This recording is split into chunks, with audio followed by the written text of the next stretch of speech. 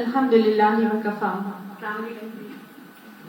وسلام علی عبادہ الذین اصطفیٰ اما بعد فاعوذ باللہ من الشیطان الرجیم بسم اللہ الرحمن الرحیم رب اشرح لی صدری ویسر لی امری واحلل عقدۃ من لسانی یفقهوا قولی واجعل لی وزیرا من اہلی اللہم فقہنا فی الدین رب زدنی علما اللہم انا نسألک علما نافعا رزقا طیبا وعملا متقبلا اللهم انفعني بما علمتني وعلمني ما ينفعني وزدني علما اللهم أرنا الحق حقا وارزقنا اتباعه وأرنا الباطل باطلا وارزقنا اجتنابه آمین ثم آمین۔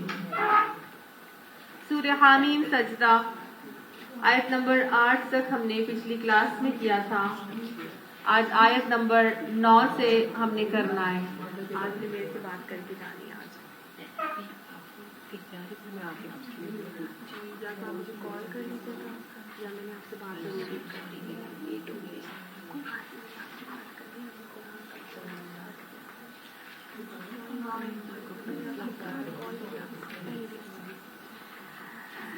آیت نمبر 9 سے آج ہم کریں گے انشاءاللہ۔ اعوذ باللہ من الشیطان الرجیم قل أئنكم لتكفرون بالذي خلق الأرض في يومين وتجعلون له أندادا ذلك رب العالمين صدق اللہ العظیم۔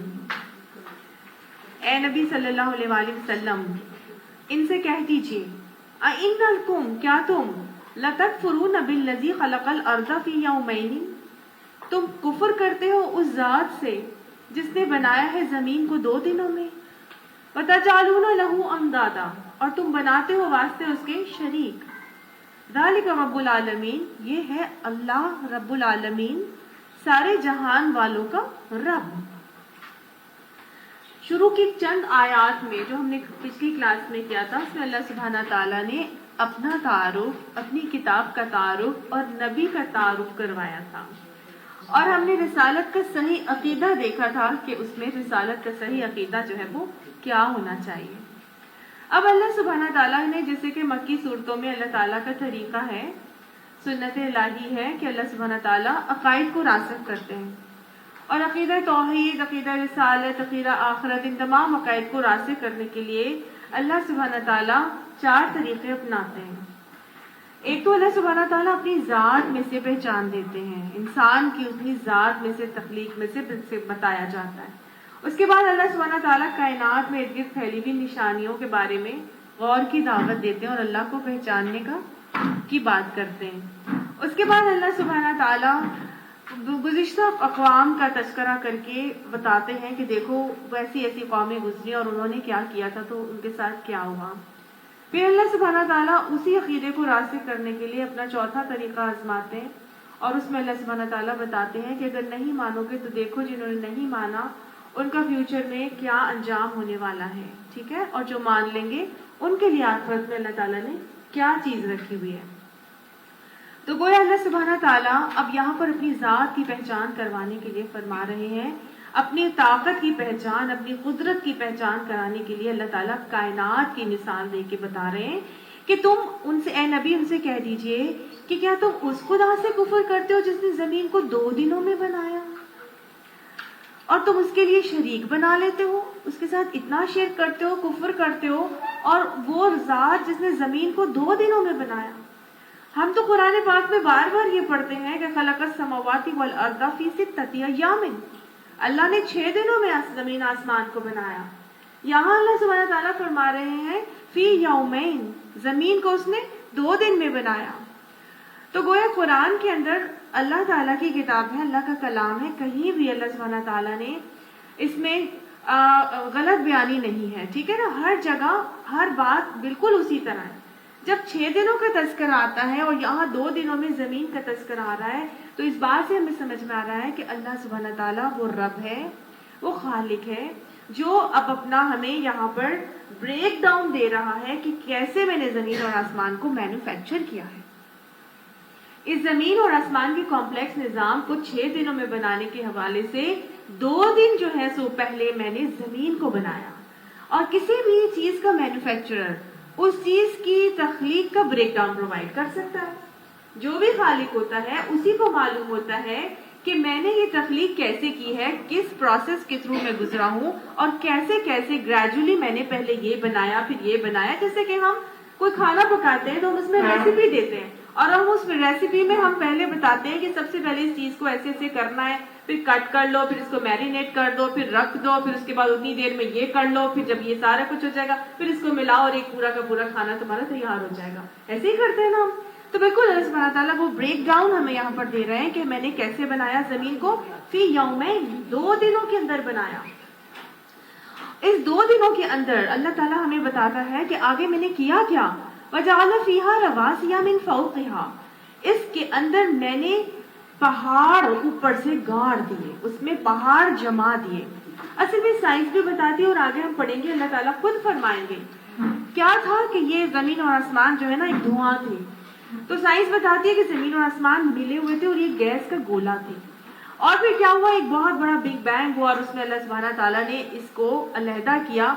تو جب یہ زمین جو ہے یہ لیکویفائی ہوئی اور یہ ٹھنڈی ہوئی اور آگ کا گولا بنی, تو گولے سے کیا بنی, لیکویفائی ہوئی اور یہ آگ کا ایک ایسا ٹھنڈا ہو کے گولا بن گئی کہ یہ لڑکنے لگی ایک بال کی طرح, ایک انڈے کی طرح زمین کی شکل ہے نا, وہ بلونگ سی ہے, تو یہ لڑکنے لگی. اب اس لڑکنے سے بچانے کے لیے پھر اللہ سبحانہ تعالیٰ نے اس کے اندر وَجَعَلَ فِيهَا رَوَاسِيَ رَوَاسِيَ مِن فَوْقِهَا, اللہ تعالیٰ نے اس میں پہاڑوں کو گانٹا اوپر سے, میخوں کی طرح اللہ تعالیٰ نے اس کو ٹکانے کے لیے, اس کی شیپ کو مینٹین کرنے کے لیے اللہ سبحانہ تعالیٰ نے اس کے اندر پہاڑ کو گانٹ دیا. پہاڑوں کو جب اللہ تعالیٰ نے ٹھوکا تو پھر وَبَارَكَ فِيهَا, اللہ تعالیٰ نے اس پہاڑوں میں ہمارے لیے برکتیں رکھ دی. اور ہم دیکھتے ہیں کہ پہاڑ اللہ کی زمین میں وہ اللہ کی ایسی خدادار نعمتوں کا ذریعہ ہے کہ جہاں سے ہمیں ہر نعمت ہی آلموسٹ حاصل ہو جاتی ہے. پہاڑوں کو دیکھیں کتنا زرخیز ہے نا پہاڑ کا علاقہ اور خطہ, اور وہاں پر باقاعدہ اونچائی پر ہونے کے حوالے سے وہاں پر بارشیں بھی بہت ہوتی ہیں, وہاں ٹھنڈ بھی بہت ہوتی ہے, برف جم جاتی ہے, پھر وہ برف پگھلتی ہے اور پھر نیچے آتی ہے, پھر دریا اس سے بہتے ہیں, اور پھر پہاڑوں کے اندر ہی چشمے نکل آتے ہیں, اور پہاڑوں کے اندر سے آبشاریں گرتی ہیں, پہاڑوں کے اندر ہی سے سارے یہ سلسلے آ کے, اور پھر وہ جو دریا بنتے ہیں اور پوری کی پوری لینڈز کو جا کے ایریگیٹ کرتے ہیں, اور اسی کے حوالے سے ہمارے لیے اللہ تعالیٰ غلہ اگاتا ہے. ایسا ہی ہے نا, ان کا جہاں جہاں دریا گزرتے ہیں وہاں کی جو پیداوار ہے وہ بہت ہی زیادہ بہترین پیداوار ہوتی ہے. اس کے علاوہ اللہ تعالیٰ نے پہاڑوں میں میرے اور آپ کے لیے باقاعدہ طور پر معدنیات, ذخیرے, خزانے, دفینے, کوئلے, سلفر, گندھک, اللہ سبحانہ تعالیٰ نے ماربل, اللہ تعالیٰ نے اور کون کون سے جو ہے یہ سونا, چاندی, یہ سب اللہ نے کہاں رکھے, ہیروں کی کانیں کہاں ہیں, پہاڑوں کے اندر.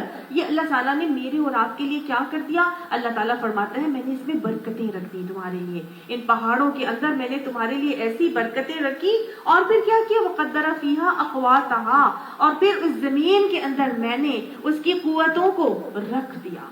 زمین کے اندر اللہ تعالیٰ نے ان قوتوں کو فی 4 ایام, 4 دنوں میں, گویا 2 دنوں میں زمین بنائی, اور پھر اگلے 2 دنوں میں اللہ سبحانہ تعالیٰ نے کیا کیا, زمین کے اندر جو ساری کی ساری اقواتیہ, اس کی جو طاقتیں تھیں, اللہ تعالیٰ نے ہر زمین کے خطے کو مختلف بنایا ہے. ایک خطے میں جو ہے وہ چاول اگتا ہے, دوسرے خطے میں گیہوں اگتا ہے, ایک میں کپاس اگتا ہے, ایک میں آم اگتا ہے, ایک میں سیب اگتا ہے. تو یہ اللہ تعالیٰ نے کیا کیا, زمین کے اندر مختلف مختلف قوتیں رکھ دی, کچھ کہاں پہ کچھ کہاں پہ. اور پھر اللہ تعالیٰ فرماتا ہے سواء للسائلین, یہ سوال کرنے والوں کے لیے برابر تھا. جتنا زیادہ اس میں محنت پٹ کی اتنا ہی زیادہ اس نے اس کا نتیجہ دیکھا. جو جتنا زیادہ محنت کرتا ہے اسی زمین کے اوپر وہ اتنا ہی اس کا پھل کھاتا ہے. تو یہ اللہ تعالیٰ فرماتا ہے یہ سارے کام جو ہے میں نے کس میں کیے, 4 دن میں کیے. یہ جو 4 دن میں جو 2 دن شروع کے تھے جس میں اللہ تعالیٰ نے پہاڑوں کو گاٹھا تھا اور اس میں برکتیں رکھی تھی, اللہ سبحانہ تعالیٰ فرماتے ہیں ثم استوى الى السماء, پھر وہ آسمان کی طرف متوجہ ہو گیا. وہی دخان, اور وہ کیا تھا, دھواں. میں نے ابھی آپ کو بتایا نا کیا تھا, زمین اور آسمان گولے, ایک گیس کا گولا تھا. قرآن میں آتا ہے کالا رتقن, یہ دونوں باہم ملے ہوئے تھے. رتقن کہتے ہیں کہ الگ الگ تو ہوں لیکن ایسے ملے ہوئے ہوں کہ ان کو آسانی سے جدا کیا جا سکے اور دونوں اپنی اپنی سیپریٹ آئیڈینٹی مینٹین کریں. یعنی ایسے وہ جڑے ہوئے تھے کہ جب ان کو جدا کیا گیا تو آسمان الگ ہو گیا اور زمین الگ ہو گیا, لیکن دیکھنے سے کیا لگ رہا تھا, یہ شروع میں ایک ہی لگ رہا تھا. تو فَتَقْنَاهُمَا, اللہ تعالیٰ فرماتے ہیں میں نے اس کو کیا کیا, علیحدہ علیحدہ کیا تھا. تو یہاں پہ بھی آ رہا ہے کہ وَهِيَ دُخَانٌ, وہ گیس کا گولا تھا, وہ ایک محض ایک دھواں تھا. فَقَالَ لَهَا, یعنی میں نے پھر اللہ تعالیٰ نے کہا, واسطے کس کے, اس زمین کے اور اس آسمان کے, وَلِلْأَرْضِ, اردی اور زمین کے. اللہ تعالیٰ فرماتا ہے میں نے آسمان اور زمین سے کہا, اِئْتِيَا طَوْعًا أَوْ كَرْهًا, کہ کیا کرو, آ جاؤ, ہاں چاہو یا نہ چاہو آ جاؤ. گویا اللہ سبحانہ تعالیٰ نے حکم دیا زمین اور آسمان کو کہ کیا کرو, آ جاؤ, فرما بردار ہو جاؤ میرے, چاہو تم چاہو یا نہ چاہو وجود میں آ جاؤ. قالتا, وہ دونوں کہنے لگے, اتینا طائعین, ہم آ گئے فرما برداروں کی طرح. تو گویا یہ تخلیق کا انداز بتا رہا ہے اللہ سبحانہ تعالیٰ. 2 دن جو ہے وہ کیا ہوئے تھے, اللہ تعالیٰ نے ان کو پہلے برکتیں اس میں رکھی, اس میں پہاڑ گاڑے اور اس میں پھر اس کے بعد ان دونوں سے کہا علیحدہ علیحدہ ہو جاؤ. جب یہ علیحدہ علیحدہ ہو گئے تو پھر اللہ سبحانہ تعالیٰ نے زمین کی جو قوتیں تھیں اور وہ جو طاقتیں تھیں ڈفرینٹ جگہوں پر اللہ تعالیٰ نے مقدر کر دی, کوئی کہاں پہ کیا, کوئی کہاں پہ کیا, سمجھ میں آئی. تو زمین کے اوپر اللہ تعالیٰ نے 4 دن لگائے اور آسمان کو 2 دن میں اللہ تعالیٰ نے بنا دیا. سبحان اللہ. اب یہاں سے ہمیں ایک بات سمجھ میں آ رہی ہے, اللہ سبحانہ تعالیٰ نے ان سے کہا آ جاؤ, اِئْتِيَا طَوْعًا أَوْ كَرْهًا, کہ میں وجود میں آ جاؤ, میرا حکم ہے. اللہ سبحانہ تعالیٰ فرماتے ہیں فَإِذَا قَضَىٰ أَمْرًا فَإِنَّمَا يَقُولُ لَهُ كُن فَيَكُونُ, کہ جب وہ کسی بات کا فیصلہ کرتا ہے تو وہ کیا کہتا ہے, ہو جاؤ, اور وہ ہو جاتا ہے. تو ایسے ہی اللہ تعالیٰ نے جب ان کو حکم دیا تو انہوں نے انکار نہیں کیا. اللہ نے کہا تھا خواہ ناگواری ہو خواہ خوشی سے آؤ, ماننا پڑے گا اور آ جاؤ میرے حکم کے حوالے سے وجود میں آ جاؤ. تو انہوں نے کیا کیا تھا, ان دونوں نے کہا, زمین اور آسمان نے, اتینا طائعین, آ گئے ہم فرما برداروں کی طرح. تو گویا اتنی بڑی تخلیقیں اللہ سبحانہ تعالیٰ کی, زمین اور آسمان, اتنا کمپلیکیٹڈ انٹریکیٹ سسٹم اللہ تعالیٰ نے جو کائنات کا بنایا, وہ کیا کر رہا ہے اللہ سبحانہ تعالیٰ کے آگے, حکم کی اطاعت کر رہا ہے. تو گویا مجھے اور آپ کو بندگی کا سلیقہ اور طریقہ اللہ سبحانہ تعالیٰ یہاں پر بتا رہے ہیں کہ چاہو یا نہ چاہو, جب اللہ کا حکم آ جائے یہ کرنا ہے تو پھر ہمیں کیا کرنا ہے, اسلمت لرب العالمین. چاہے وہ چیز ہمارے لیے جتنی ہی ناگوار ہو, جتنی ہی پریشان ہو یا جتنی ہی ناممکن نظر آتی ہو, ہم نے اپنی بندگی کا طریقہ ایسے ہی اپنانا ہے کہ ہم نے فرما برداروں کی طرح اللہ کی اطاعت پر سر تسلیم خم کرنا ہے. اللہ تعالیٰ ہمیں اپنے ہر ہی حکم پر اسلمت لرب العالمین کہنے کا توفیق عطا فرمائے اور اپنے ہر حکم کی اطاعت بخوشی قبول کرنے کی توفیق بھی عطا فرمائے. فَقَضَاهُنَّ, پھر اللہ تعالیٰ نے ان کے لیے فیصلہ کر دیا, 7 سماوات فی یومین, اللہ تعالیٰ نے 2 دن کے اندر 7 آسمان بنا دیے. تو گویا جب آسمان الگ ہوئے تھے تو اللہ نے ان آسمانوں کو کتنے دنوں میں بنایا ہے, 2 دنوں میں. وَأَوْحَى فِي كُلِّ سَمَاءٍ أَمْرَهَا, پھر وہی کر دیا ہر آسمان کے لیے اس کا حکم, اس کا قانون اللہ تعالیٰ نے پھر ہر آسمان کے لیے بھی مقرر کر دیا. اللہ تعالیٰ نے آسمان کو کیا بنایا, 7 آسمان بنائے, 7 سماوات, 7 آسمان اللہ تعالیٰ نے بنائے 2 دنوں کے اندر, اور اس میں اس کا حکم جو ہے اللہ تعالیٰ نے نافذ کر دیا. یہ جو 7 آسمان ہیں یہ ہمیں دیکھنے سے تو 7 سمجھ میں نہیں آتے, لیکن میڈیکل سائنس نے جو ریسرچ کی ہے تو وہ سائنٹیفک ریسرچ کے حوالے سے آسمان کی 5 لیئرز جو ہیں وہ ابھی تک انہوں نے نکالی ہیں. پہلی لیئر جو ہے اس کو ٹروپوسفیئر کہا جاتا ہے, اور وہ زمین کے جو لیول ہے اس سے 10 میل اوپر ہے ٹروپوسفیئر, اور یہاں پر مینلی گیسز ہوتی ہیں, نائٹروجن اور آکسیجن, اور ہم اسی میں رہتے ہیں اور ہم اسی میں اس کا سانس لیتے ہیں, ہماری بریدنگ اسی لیئر میں ہوتی ہے.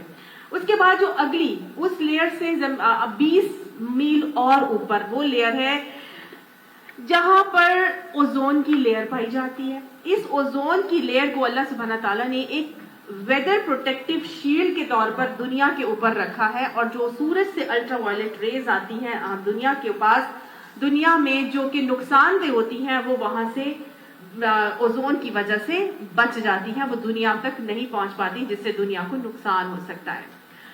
اس ہی لیئر کے اندر ایروپلینز فلائی کرتے ہیں, سمجھ میں آ گئی, اس کے بعد جو میزوسفیئر جو تھرڈ لیئر ہے وہ اس سے بھی آگے 2 میل اوپر ہے میزوسفیئر.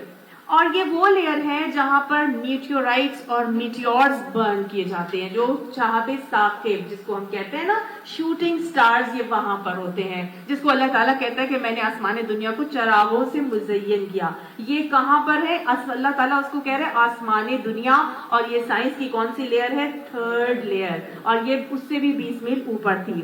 اس کے بعد جو چوتھی لیئر ہے اس کو 2 میں ڈیوائڈ کیا سائنس نے, اور وہ ہے تھرموسفیئر, جس میں سے پہلی لیئر آئنوسفیئر کہلاتی ہے. یہ آئنوسفیئر 350 میل اس سے اوپر ہے, ٹھیک ہے, اس سے 350 میل اوپر ہے. یہاں پر نیگیٹو آئنز اور پازیٹیو آئنز فری ریڈیکلز کے طور پر فارغ ہو جاتے ہیں وہاں پر, اور میگنیٹک فیلڈ وہاں پہ ختم ہو جاتا ہے, ٹھیک ہے, وہاں پہ اٹریکشن وغیرہ ختم ہو جاتی ہے. اور یہاں پر اسپیس شٹلز اور سیٹلائٹس وغیرہ جو ہیں وہ نصب کیے جاتے ہیں, اور اسپیس اسٹیشنز جو ہے وہ آپریٹ کرتے ہیں, وہ اس لیئر میں جا کے. اس کے بعد جو اگلی لیئر ہے وہ ہے ایگزوسفیئر, اور ایگزوسفیئر 3096 یعنی کہ 39,600 مائلز اس سے مزید اوپر ہے. یہ وہ لیئر ہے کہ جہاں پر آپ کہہ لیجئے ہیلیم ایٹمز فریلی سرکولیٹ کرتے ہیں, پریزنٹ ہوتے ہیں, اور سیٹلائٹس وغیرہ اور ٹیلیسکوپ یہاں پر فکس کیے جاتے ہیں, ٹھیک ہے. پہلے جو ہے وہ اسپیس اسٹیشنز تھے, لیکن اوپر جا کے ٹیلیسکوپس اور سیٹلائٹس فکس کیے جاتے ہیں. گریویٹیشنل فیلڈ یہاں پہ 0 ہو جاتی ہے. انسان جو ہے وہ, جیسے آپ نے اسپیس کی جو موویز یا کچھ دیکھا ہوگا ویڈیوز, تو اس میں کیا ہوتا ہے, انسان بالکل فری ہوتا ہے اور اسپیس میں وہ گھوم رہا ہوتا ہے, کیونکہ وہاں پہ گریویٹیشنل فیلڈ نہیں ہوتی. تو یہ وہ 5 لیئرز میں نے آپ کو بتائی, 4 کی بھی بریک ڈاؤن کر کے, تو 5 لیئرز تو انسان نے ڈائگنوز کیے ہیں. اس کے آگے اللہ سبحانہ تعالیٰ ہمیں فرماتا ہے کہ میں نے کتنے بنائے؟ 7 آسمان. آسمان دنیا کو اللہ تعالیٰ فرماتا ہے وَزَيَّنَّا السَّمَاءَ الدُّنْيَا بِمَصَابِيحَ, ہم نے آسمان دنیا کو مزین کر دیا چراغوں سے. یہ آسمان دنیا جو ہمیں نظر آتا ہے, جس کو ہم دیکھتے ہیں, اور یہاں پہ حفظاً اللہ نے اس کو محفوظ کر دیا شہاب ثاقب کے حوالے سے. تو یہ سارے کے سارے تو ہمیں میزوسفیئر میں نظر آ رہا تھا کہ شوٹنگ سٹارز اور وہ سارا معاملہ ہوتا ہے. پتہ نہیں اس کے اوپر اللہ تعالیٰ نے کتنے اور 6 آسمان بنائے, اور اس کی وسعت اور اس کی جو ہے وہ کتنی زیادہ ڈیپ ہے, اور ہمیں اس کے بارے میں کوئی آئیڈیا نہیں ہے. کہا جاتا ہے کہ اتنی زیادہ ہے, اتنی زیادہ کتنی کروڑوں اربوں میل ہیں, اور کتنے اس کے اندر اللہ تعالیٰ نے گیلیکسیز بنائی, اور اسی ایک گیلیکسی, بہت بڑی بڑی گیلیکسیز کا ہی جو زمین بھی جو ہے وہ ایک چھوٹا سا ایک ذرہ کے طور پر اللہ تعالیٰ نے بنایا ہے. یہ اللہ ہی ہے جو جانتا ہے کہ اس نے کیسے اس کو تخلیق کیا اور کیسے بنایا. ہماری تو ایک چھوٹی سی ناقص عقل, جو سائنٹیفک تھوڑی سی ریسرچ ہمیں پتہ چلتی ہے, ہم اس کو ہی دیکھتے ہیں, ہمیں وہی اتنا بڑا لگتا ہے. تو پھر اللہ سبحانہ تعالیٰ کے وہ 7 آسمان, اس کی کیا کیفیت ہے وہ اللہ ہی جانتا ہے. اللہ تعالیٰ نے ایسے فرمایا ذالک تقدیر العزیز العلیم, یہ سب کچھ ایک زبردست علیم ہستی کا منصوبہ ہے. اللہ سبحانہ تعالیٰ علیم ہے, وہ انتہائی سے زیادہ علم اس کے پاس ہے. یہ تھوڑا سا علم جو ہمارے پاس آتا ہے, اسی میں ہمیں اپنا آپ اتنا چھوٹا اور اللہ سبحانہ تعالیٰ کا وجود اتنا بڑا نظر آتا ہے. تو پتہ نہیں جب 7 آسمانوں کے ساتھ کمپیئر کیا جائے تو اللہ سبحانہ تعالیٰ کی ہستی کتنی بڑی ہوگی. اللہ سبحانہ تعالیٰ کے لیے تعریف کے جتنے کلمات کہے جائیں وہ کم ہیں. الحمدللہ رب العالمین. فَإِنْ أَعْرَضُوا, بس اگر اعراض کرتے ہیں, یہ لوگ منہ موڑتے ہیں, فَقُلْ, ان سے کہہ دیجئے, أَنذَرْتُكُمْ صَاعِقَةً, میں تمہیں ڈراتا ہوں اس صاعقے سے, مثل صاعقۃ عاد وثمود, اس صاعقے کے مانند صاعقے سے ڈراتا ہوں جو عاد اور سمود کو دیا گیا تھا. یہ آیت جب پڑھی تھی نبی صلی اللہ علیہ وسلم نے, آپ بیک گراؤنڈ پہ چلے جائیں, اس کا پس منظر پچھلی کلاس میں ہم نے کیا تھا نا کہ سورہ الف لام میم سجدہ میں یہ عتبہ بن ربیعہ کو آپ صلی اللہ علیہ وسلم یہ سنا رہے تھے, اور یہ سناتے سناتے جب اس آیت پر پہنچے کہ جہاں پر عاد اور سمود کے اوپر عذاب کی وعید دی گئی, تو عتبہ بن ربیعہ نے حضور صلی اللہ علیہ وسلم کے منہ پر ہاتھ رکھ دیا اور یہ کہا کہ ہمیں نہ سناؤ, ہمیں ایسی بات نہ کرو, یا ہمارے لیے کوئی عذاب کے کلمات منہ سے نہ نکالو. گویا ان کو یقین تھا کہ پیارے نبی صلی اللہ علیہ وسلم اللہ کے رسول ہیں, اور وہ جو بات اسے نکالیں گے تو وہ من وان پوری بھی ہو سکتی ہے. تو وہ ڈر گیا تھا, اور وہ میں نے دیکھا, ہم نے پورا پڑھا تھا نا, وہ کس طرح سے اس کا چہرے کا رنگ بدل گیا تھا اس کی آیات سن کر. تو اللہ تعالیٰ نے اس میں بتایا کہ اگر یہ اعراض کرتے ہیں تو ان کو ڈراؤ اسی عذاب سے جو اچانک ٹوٹ پڑا تھا عاد اور سمود کے اوپر. اذ جاءتهم الرسل, جب آئے تھے ان کے پاس رسول من بین ایدیہم ومن خلفہم، ان کے آگے سے بھی اور پیچھے سے بھی، گویا ہر طرف سے ان کے پاس رسول آئے تھے، اور وہ کیا کہتے تھے؟ وہ کہتے تھے اللہ تعبدوا الا اللہ، وہ کہتے تھے کہ اللہ کے علاوہ کسی اور کی عبادت نہیں کرو۔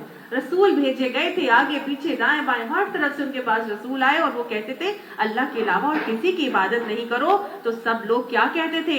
یہ عاد اور سمود کے لوگ، قالوا، وہ کہنے لگے لو شاء ربنا، اگر چاہتا ہمارا رب، لانزل ملائکۃ، تو وہ ہمارے لیے فرشتے نازل کرتا۔ فَإِنَّا بِمَا أُرْسِلْتُمْ بِهِ كَافِرُونَ، تو ہم تم جس چیز کو دے کر بھیجے گئے ہو، ہم اس بات سے انکار کرتے ہیں، ہم اس بات کو نہیں مانتے۔ رسولوں کو جھٹلا دیا تھا اور رسولوں کی بات ماننے سے انکار کر دیا تھا انہوں نے۔ فَأَمَّا عَادٌ، بس جو عاد تھے انہوں نے کیا کیا؟ اب اللہ تعالیٰ ان کو علیحدہ علیحدہ ان کے رویے بتا رہے ہیں۔ آپ کہہ لیجیے کمبائنڈ طور پر تو ان دونوں نے منع کر دیا تھا رسولوں کی بات ماننے سے، لیکن اللہ علیحدہ علیحدہ ان کی غلط روی کیا تھی؟ فَأَمَّا عَادٌ، جو عاد کے قوم والے لوگ تھے، فَاسْتَكْبَرُوا فِي الْأَرْضِ بِغَيْرِ الْحَقِّ، انہوں نے تو زمین میں ناحق تکبر کیا تھا، بڑا بننے کی کوشش کی تھی، اور وقالوا، اور وہ کہتے تھے من اشد منا قوتاً، ہم سے زیادہ کون ہے طاقت میں، قوت اور طاقت میں ہم سے زیادہ اور کون ہے؟ گویا بڑا بننے کی کوشش کی تھی، اور یہ کہا تھا دنیا میں ہم سے زیادہ طاقتور اور کوئی نہیں ہے۔ اولم یروا، کیا وہ نہیں دیکھتے، ان اللہ الذی خلقہم، کہ اللہ ہے وہ ذات ہے جس نے ان کو پیدا کیا ہے، هو اشد منہم قوتاً، وہ زیادہ سخت ہے ان سے طاقت اور قوت میں۔ وَكَانُوا بِآيَاتِنَا يَجْحَدُونَ، اور وہ ہماری آیات سے جھگڑے کرتے تھے۔ گویا انہوں نے تکبر کیا، بڑا بننے کی کوشش کی ناحق، اور کہتے تھے ہم سے زیادہ تو قوت اور طاقت میں کوئی ہے نہیں۔ تو اللہ تعالیٰ فرماتے ہیں کہ وہ دیکھتے نہیں کہ اللہ تعالیٰ جس نے ان کو پیدا کیا وہ ان سے زیادہ قوت اور طاقت میں ہے، تو ہماری آیات کے اوپر وہ جھگڑے کرتے تھے۔ فَأَرْسَلْنَا، تو اللہ تعالیٰ نے پھر کیا کیا ان کے اس عمل کے آگے؟ فَأَرْسَلْنَا عَلَيْهِمْ، پھر ہم نے بھیجا ان کے اوپر رِيحًا صَرْصَرًا، طوفانی ہوا، طوفانی ہوا اللہ تعالیٰ کی طرف سے ان کو بھیجی گئی۔ 7 دن اور 8 راتیں مسلسل طوفانی ہوائیں ان کے اوپر چلتی رہیں۔ کب بھیجی تھی؟ فی ایام نحسات، چند منحوس دنوں کے اندر ہم نے ان کے اوپر طوفانی ہوائیں بھیجی تھی۔ لنذیقہم، تاکہ ہم چکھائیں ان کو عذاب الخزی فی الحیات الدنیا، رسوائی کا عذاب دنیا کی زندگی میں، والعذاب الآخرۃ اخزی، اور آخرت کا عذاب تو البتہ زیادہ رسوا کن ہے، وہم لا ینصرون، اور وہ مدد بھی نہیں دیے جائیں گے۔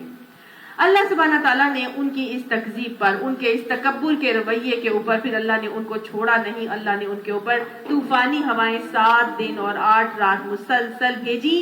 اللہ تعالیٰ فرماتا ہے اس طوفانی ہوا کے عذاب سے میں نے ان کو دنیا میں بھی رسوا کر دیا، اور آخرت کا عذاب تو اس سے زیادہ رسوا کن ہوگا، اور اس دن ان کو مدد بھی کوئی نہیں پہنچے گی۔ یہاں فرماتا ہے اللہ سبحانہ تعالیٰ فی ایام نحسات، منحوس دنوں کے اندر، چند منحوس دنوں کے اندر ہم نے عذاب بھیجا تھا ان کے اوپر طوفانی ہواؤں کا۔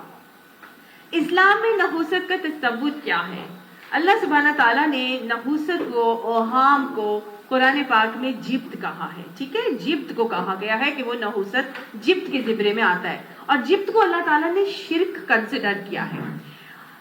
یہ آیات میں اللہ تعالیٰ پھر کیوں کہہ رہے ہیں کہ چند منحوس دنوں کے اندر ہم نے ان کو عذاب بھیجا تھا؟ تو بات دراصل یہ ہے کہ کوئی چیز منحوس نہیں ہوتی، کوئی دن منحوس نہیں ہوتا، کوئی تاریخ منحوس نہیں ہوتی، کچھ بھی نحوست کا تصور، منحوس ہونے کا تصور اسلام کے اندر موجود نہیں ہے۔ یہ جو اللہ تعالیٰ بات کر رہے ہیں کہ وہ چند دن منحوس تھے، تو وہ ان کے اعمال کی وجہ سے ان کے لیے منحوس ثابت ہو گئے، ٹھیک ہے، ویسے کوئی چیز منحوس نہیں ہوتی۔ اللہ تعالیٰ اگر عذاب دیتا ہے تو وہ فرماتا ہے میں کیوں عذاب دیتا ہوں، فَأَخَذْنَاهُمْ بِذُنُوبِهِمْ، اللہ تعالیٰ ان کو ان کے گناہوں پر پکڑتے ہیں۔ اور پیچھے ہم یہ اچھی طرح سے پڑھ کے آ چکے ہیں کہ اللہ تعالیٰ نے کہا تھا کہ ہر انسان کا شگون اس کے گلے میں لٹک رہا ہے، اس کے گلے میں لٹکا رکھا ہے، گویا انسان اپنی تقدیر لے کر آیا ہے، یہ تقدیر پر ایمان ہے، اور جو وہ کام کرتا ہے وہ اس کا اپنا شگون ہے۔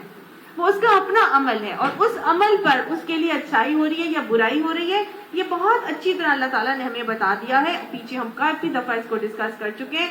یہاں اللہ تعالیٰ نے جو یہ بات کہی ہے وہ یہ کہی ہے، یہ منحوس دن تھے نہیں، یہ ان کی وجہ سے منحوس ہو گئے، ان کے عمل کی وجہ سے منحوس ٹھہرائے گئے. یہ نہیں ہوا کہ بعد میں وہی دن جن دن عذاب آیا تھا تو ساری عمر کے لیے بس ان دنوں کو منحوس ہی بنا دو. جیسے کہ 10 محرم کو اتنا بہترین دن ہے، اس پہ حضرت امام حسین کے اوپر جو سارا کا سارا معاملہ ہوا، ان کی شہادت ہوئی، پیارے نبی صلی اللہ علیہ وسلم کی پوری آل اولاد کے ساتھ یہ سارا کا سارا ایک مشکل مرحلہ گزرا، تو کیا یہ اب 10 محرم کا دن منحوس ہو گیا؟ اب اس کو منحوس تصور کر لیا جائے گا کہ کیونکہ نہیں، ایسی کوئی بات نہیں تھی. اگر کسی کے ساتھ کوئی غلطی ہو جائے، کوئی مصیبت آ جائے یا کوئی ایسا معاملہ ہو جائے، تو انسان کو ہمیشہ یہ دیکھنا چاہیے کہ اللہ تعالیٰ کے اس معاملے میں ہمارے لیے کوئی نہ کوئی مسئلے آتے ہیں. دوسری بات، اللہ تعالیٰ نے یہاں پہ ہمیں یہ سکھانا تھا کہ دیکھو وہ جو ان کے اوپر عذاب سے دو چار ہوئے، جو ان کے اوپر عذاب دیا گیا، وہ ان کے اعمال کی وجہ سے اللہ تعالیٰ نے ان کے اوپر عذاب دیا، اور یہ ان کے اپنے اعمال کی وجہ سے تھا، یہ اسی چیز کی کسی چیز کی نحوست کی وجہ سے نہیں تھا. وَأَمَّا ثَمُودُ، اور جو سمود تھے ان کا کیا رویہ تھا؟ اللہ تعالیٰ فرماتے ہیں فَهَدَيْنَاهُمْ، اس قوم سمود کو ہم نے ہدایت دی تھی.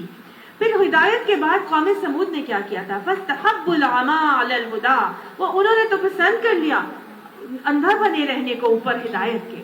اللہ تعالیٰ کی طرف سے قوم سمود کو ہدایت دی گئی، لیکن قوم سمود نے اس ہدایت کے اوپر اندھا رہنا پسند کر لیا. انہوں نے کہا نہیں، ہم تو اس کو مانتے ہی نہیں. تو فَأَخَذَتْهُمُ الصَّاعِقَةُ، اللہ تعالیٰ فرماتا ہے ان کو بھی صاعقے نے پکڑ لیا، ان کو بھی کڑک، بجلی کی کڑک نے ان کو پکڑ لیا.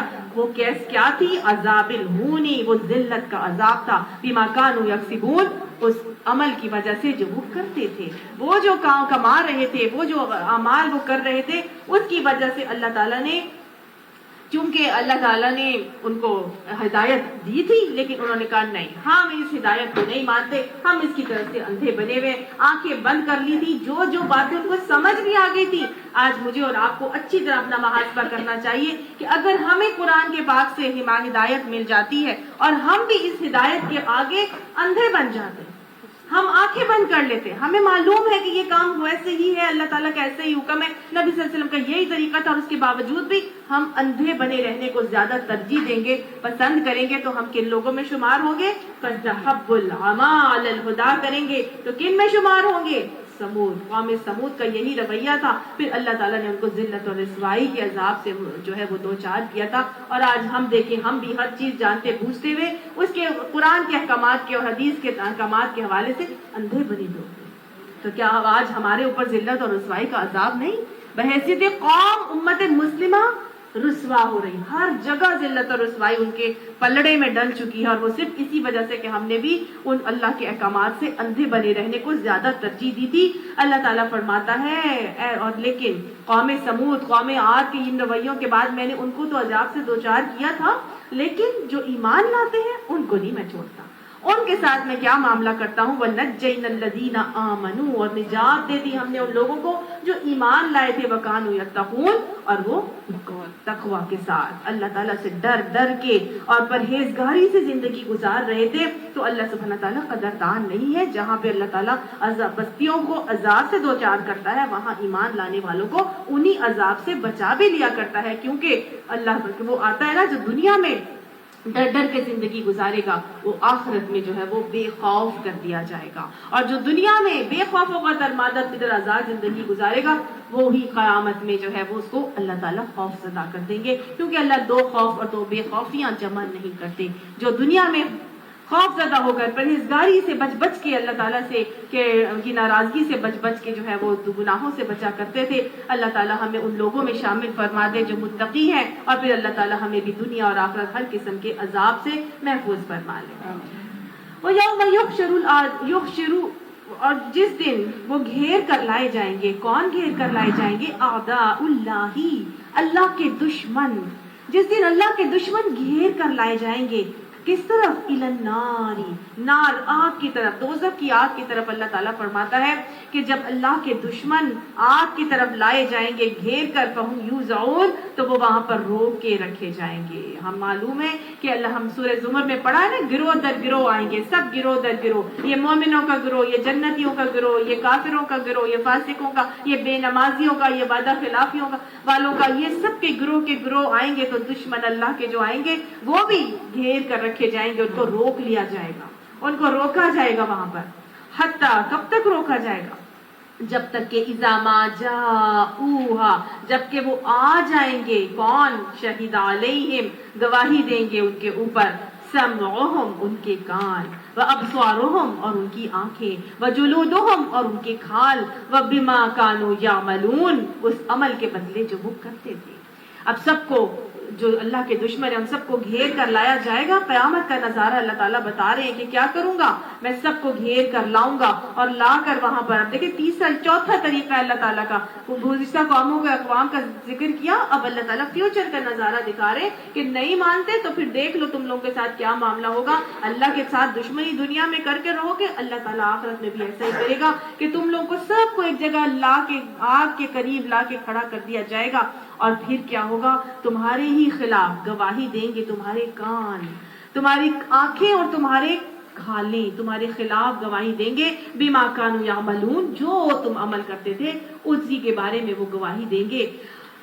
اور وہ سب کچھ گواہی دینے والیاں جو ہیں وہ بتا رہی ہوں گی، ان کے کان بول رہے ہوں گے کہ یہ کیسی کیسی غیبتیں سنتے تھے، کیسی کیسے گانے سنتے تھے، کیا کیا چیزیں یہ سنتے تھے، فحش باتیں سن سن کر محسوس ہوتے تھے، یہ غیر محرموں سے بات کر کر کے خوشیاں محسوس کرتی تھی، یہ تو ایسے ایسے کانوں سے وہ باتیں سنتی تھی کہ میں کان بھی جو ہے وہ اللہ اللہ کرتے تھے، لیکن وہ کان اس دن ساری باتیں بول دیں گے۔ آنکھیں بتائیں گی، آنکھیں کہیں گی کیا کیا چیزیں دیکھتے تھے، سارا دن فلموں پہ اپنی نگاہیں ٹکا کے ٹی وی کے آگے بیٹھے رہتے تھے۔ اور اب دیکھیں، کما تحیون تموتن، تم جس حالت میں زندگی گزارو گے تمہیں موت اسی حالت میں آئے گی۔ آج سارا دن ہماری عوام کا حال یہ ہے کہ ٹی وی پہ صبح سے لے کے رات تک چینلز ہی ختم نہیں ہوتے، بدل بدل کے ایک دوسرا تیسرا چوتھا دیکھتے چلے جاؤ، آپ کو ہر چیز ملے گی جو دیکھنا چاہیں گے، جتنا گند دیکھنا چاہتے ہیں، جتنا اچھا، سب کچھ آپ کو وہاں پر ملے گا، سب چیزیں۔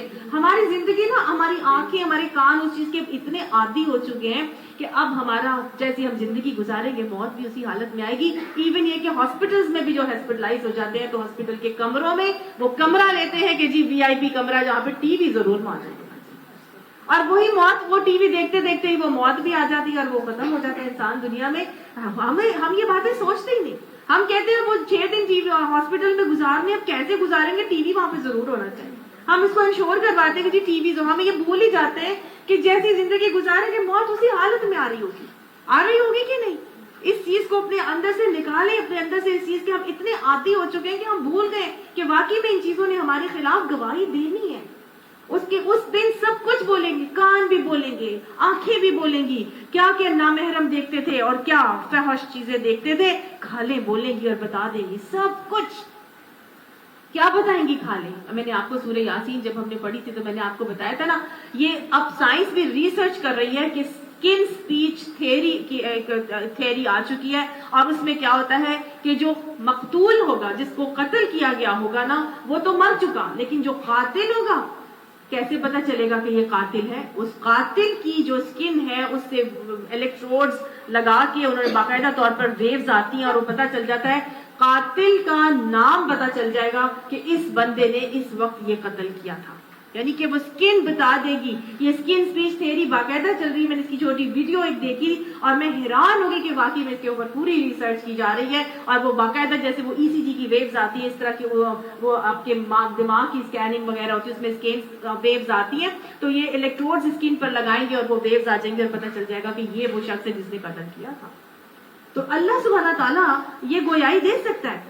اب کیا ہوگا وہاں پر جب یہ ساری چیزیں انسان کے خلاف، اللہ کے دشمنوں کے خلاف بول رہی ہوں گی، تو وہ جو جہنمی ہیں وہ کہیں گے، وقالو، وہ جہنمی کہیں گے، لجلودہم، اپنی کھالوں سے کہیں گے، لما شہدتم علینا، تم ہمارے اوپر گواہی دے رہی ہو، مطلب تم ہماری ہی ہو کہ ہمارے ہی خلاف گواہی دے رہی ہو، تم نے کیوں ہمارے خلاف گواہی دی بھائی، لما شہدتم، کیوں تم ہمارے خلاف گواہی دے رہی ہو؟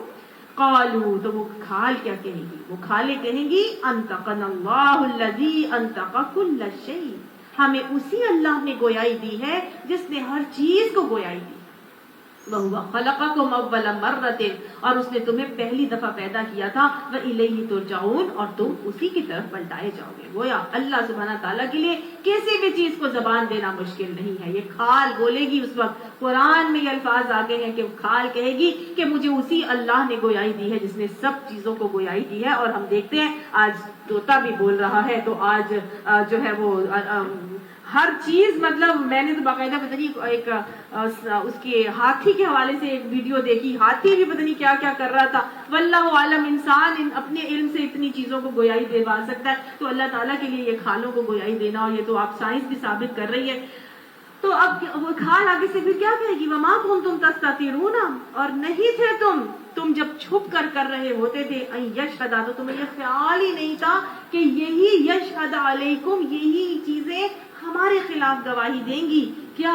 علیکم سمعکم ولا ابصارکم ولا جلودکم، یعنی تمہیں اس بات کا یقین ہی نہیں تھا کہ جب دنیا میں جرائم کرتے وقت تم چھپتے تھے تو تم یہ بھول ہی گئے تھے کہ یہی چیزیں تمہاری سماعت، تمہاری بصارت اور تمہاری کھالیں یہ تمہارے خلاف بول سکتی ہیں. ولیکن ظننتم، لیکن گمان کیا تھا تم نے، ان اللہ لا یعلم کثیرا مما تعملون، کہ اللہ سبحانہ تعالیٰ تو جانتا ہی نہیں ہے جو ہم عمل کر رہے ہیں. یعنی وہ تو تم تو یہ سمجھتے تھے کہ اللہ تعالیٰ تو ان اعمال کو جانتا ہی نہیں، تم ایسے چھپ چھپ کے کرتے تھے. کوئی تم یہ سمجھ رہے ہوتے تھے کہ اللہ تعالیٰ کو تو معلوم ہی نہیں ہے کہ جو ہم عمل کر رہے ہیں. یاد رکھیے ان اللہ کان علیکم رقیبا، اللہ سبحانہ تعالیٰ تمہارے اوپر نگران بیٹھا ہوا ہے. اللہ سبحانہ تعالیٰ ایسا علیم فرماتا ہے وما تسقط من ورقۃ الا یعلمها، اللہ سبحانہ تعالیٰ کوئی پتا زمین پر نہیں گرتا مگر وہ اس کے علم میں ہوتا ہے. ولا رطب ولا یابس، کوئی دانہ زمین میں بویا نہیں جاتا، وہ گیلا ہو یا تری میں یا خشکی میں، اللہ تعالیٰ کے علم میں ہے. ہر چیز اس کی نگاہ میں ہے، اور وہ سمیع بھی ہے، بصیر بھی ہے، حفیظ بھی ہے، علیم بھی ہے، خبیر بھی، سب چیزیں اس کے علم میں موجود ہیں. ہم سمجھتے ہیں کہ ہمارا اللہ کو پتہ ہی نہیں چلے گا، اگر ہمیں کوئی نہیں دیکھ رہا تو کیا اللہ بھی ہمیں نہیں دیکھ رہا؟ اللہ سبحانہ تعالیٰ دیکھ رہا ہے. تو یہ کھال بول رہی ہے کہ تم یہ سمجھتے تھے چھپ کے کر لو گے تو تمہیں اللہ نے دیکھا نہیں، اللہ تعالیٰ تو جانتا ہے ہر بات جو تم کر رہے ہوتے ہو. وَذَلِكُمْ ظَنُّكُمُ الَّذِي ظَنَنْتُمْ، یہی تمہارا گمان جو تم نے گمان کیا تھا نا، ربکم، اپنے رب کی طرف سے، ارداکم، تمہیں لے ڈوبا. یہ تم نے اپنے رب کی طرف سے گمان کیا تھا نا کہ اللہ تعالیٰ کو تو معلوم ہی نہیں، اللہ تعالیٰ تو پتہ ہی نہیں ہے اس کو، نہیں، ارداکم، وہی تمہیں لے ڈوبا. فاصبحتم من الخاسرین، پس تم ہو گئے خسارہ پانے والوں میں سے. بس اب تم خسارے پانے والوں میں شامل ہو گئے، اسی میں پڑ گئے. اب بھگتو اس چیز کا مزہ. فإن یصبروا، پس اگر صبر کرو گے، اگر کرو گے صبر پھر بھی، اور اگر نہیں کرو گے پھر بھی، فالنار مثوی لہم، بس آگ ہی ٹھکانہ ہے ان کے لیے. اب تم صبر کرو یا نہ کرو، ٹھکانہ تو تمہارا اب آگ ہی ہے. وَإِن يَسْتَعْتِبُوا، اور اگر رجوع کرنا چاہیں گے، فَمَا هُمْ مِنَ الْمُعْتَبِينَ، تو ان کو رجوع کرنے کا کوئی موقع اس دن نہیں دیا جائے گا. رجوع کرنے کا موقع آج ہے، آج رجوع کرنے کا موقع ہے. اللہ سبحانہ تعالیٰ نے جو ہمیں دنیا میں مہلت عمل دی ہے، لا کے کھینچ کے لا کے ہمیں قرآن کلاسز میں بٹھا دیا ہے، آج موقع ہے رجوع کر کے اللہ کی طرف پلٹ جائیں، اللہ کی باتوں کو مان کر اللہ کی ماننا شروع ہو جائیں. رجوع کا موقع آج ہے، اس کے بعد کوئی رجوع کا موقع نہیں ہوگا. اس وقت کیا ہوگا؟ وہ ٹھکانہ صرف اور صرف آگ ہوگی. وَقَيَّزْنَا، اللہ تعالیٰ ایسے انکار کرنے والوں کے ساتھ کیا کرتے ہیں، کیا کرتے ہیں دنیا میں، اللہ تعالیٰ بتا رہے ہیں. نہیں مانو گے، اڑے رہو گے، تکبر سے جاری رکھو گے اپنے معاملات کو اور جھٹلاتے رہو گے انہی باتوں کو. وَقَيَّزْنَا لَهُمْ قُرَنَاءَ، مسلط کر دیا تھا ہم نے واسطے ان کے ایک ساتھی. اللہ تعالیٰ ایک ساتھی ایسے انکار سے جمے رہنے والے لوگوں کے اوپر مسلط کر دیتا ہے. یہ کون ساتھی ہوتا ہے جو مسلط کر دیا جاتا ہے؟ شیطان. اللہ تعالیٰ فرماتے ہیں وَمَنْ أَعْرَضَ عَنْ ذِكْرِي، جس نے ہمارے عن ذکر الرحمن، جو ہمارے ذکری سے، وَمَنْ يَعْشُ عَنْ ذِكْرِ الرحمن، جو رحمان کے ذکر سے اعراض برتتا ہے، چھوڑ دیتا ہے اس کو، نُفَيِّضْ لَهُ شَيْطَانًا، اس کے اوپر ہم شیطان مسلط کر دیتے، فَهُوَ لَهُ قَرِينٌ، وہ اس کا ساتھی بن جاتا. وہ اس کو ساتھی بن کے کرتا کیا ہے؟ فَزَيَّنُوا لَهُمْ، وہ مزین کرتا ہے ان کے لیے ما بین ایدیہم وما خلفہم، جو ان کے آگے ہوتا ہے جو ان کے پیچھے ہوتا ہے. شیطان جب اللہ کی طرف سے مسلط کر دیا جاتا ہے تو وہ چیزیں مزین کر کر کے دکھاتا ہے. جو آگے ہے اس کو بھی مزین کر کے دکھائے گا. کوئی بات نہیں، دیکھو ساری دنیا کر رہی، تم بھی کر لو، دیکھ کیا ہو گیا. جو پیچھے ہے اس کی حقیقت ہی بھلا دیتا ہے کہ جو ہے وہ ہمیں نظر نہیں آ رہا، گویا اس کی حقیقت ہی بھلا دیتا ہے نا. وہ کوئی بات نہیں، کیا فرق پڑتا ہے اگر تم کر لو گی تو کوئی بہت زیادہ ایسی بات تو نہیں ہو جائے گی. ساری دنیا کر رہی ہے، تم بھی کر لو. تو وہ کئی چیزوں کی حقیقت ہی ہمیں بھلا دیتا ہے. بدعتوں کی، شرک کی حوالے سے وہ ہمیں ہمارے دلوں میں ایک دوسرے وسوسے ڈالتا ہے اور ہمیں اس کی اصلیت بھلا کے، حقیقت بھلا کے ہم سے غلط کام کروا لیتا ہے. کئی چیزیں ہمیں نظر آ رہی ہوتی ہیں کہ غلط ہے، لیکن پھر بھی اولاد کی محبت میں، ازواج کی محبت میں، بہن بھائیوں کی محبت میں، دنیا کی محبت میں ہم کر جاتے ہیں نا. تو بس وہ کہ اللہ تعالیٰ فرماتا ہے وہ جو ان کے آگے ہے اور جو ان کے پیچھے ہے وہ سب چیزوں کو مزین کر کر کے دکھاتا ہے، خوشنما بنا بنا کر دکھاتا ہے. وَحَقَّ عَلَيْهِمُ الْقَوْلُ فِي أُمَمٍ، اور ان کے اوپر عذاب کا فیصلہ چسپاں ہو کر رہا. اس قوم کے اوپر عذاب کا فیصلہ چسپاں ہو کر ہی رہا. حَقَّ عَلَيْهِمُ الْقَوْلُ کا مطلب اللہ کا عذاب کا فیصلہ سچ ہو کر ہی رہا. قد خلت من قبلہم، ان امتوں کے بارے میں جو ان سے پہلے گزر چکی تھی، من الجن والانس، چاہے وہ جنوں میں سے تھی یا انسانوں میں سے تھی، سب کے سب خسارے میں رہنے والے ہو گئے. انہم کانوا خاسرین، بے شک وہ خسارہ پانے والوں میں تھے. تو گویا اللہ سبحانہ تعالیٰ کی طرف سے وہی فیصلہ، چاہے وہ جن غلط کر رہے ہو یا انسان کر رہے ہو غلط، اللہ سبحانہ تعالیٰ نے ایک شیطان اس کے اوپر مسلط کر دیا گیا ہوتا ہے جو اس کو مزین کر کر کے چیزیں دکھاتا ہے. وہ سمجھتے ہیں میں سب کچھ صحیح کر رہا ہوں، لیکن اللہ کا فیصلہ پھر ان کے اوپر عذاب کا چسپاں ہو ہی جاتا ہے. اللہم لا تجعلنا منہم.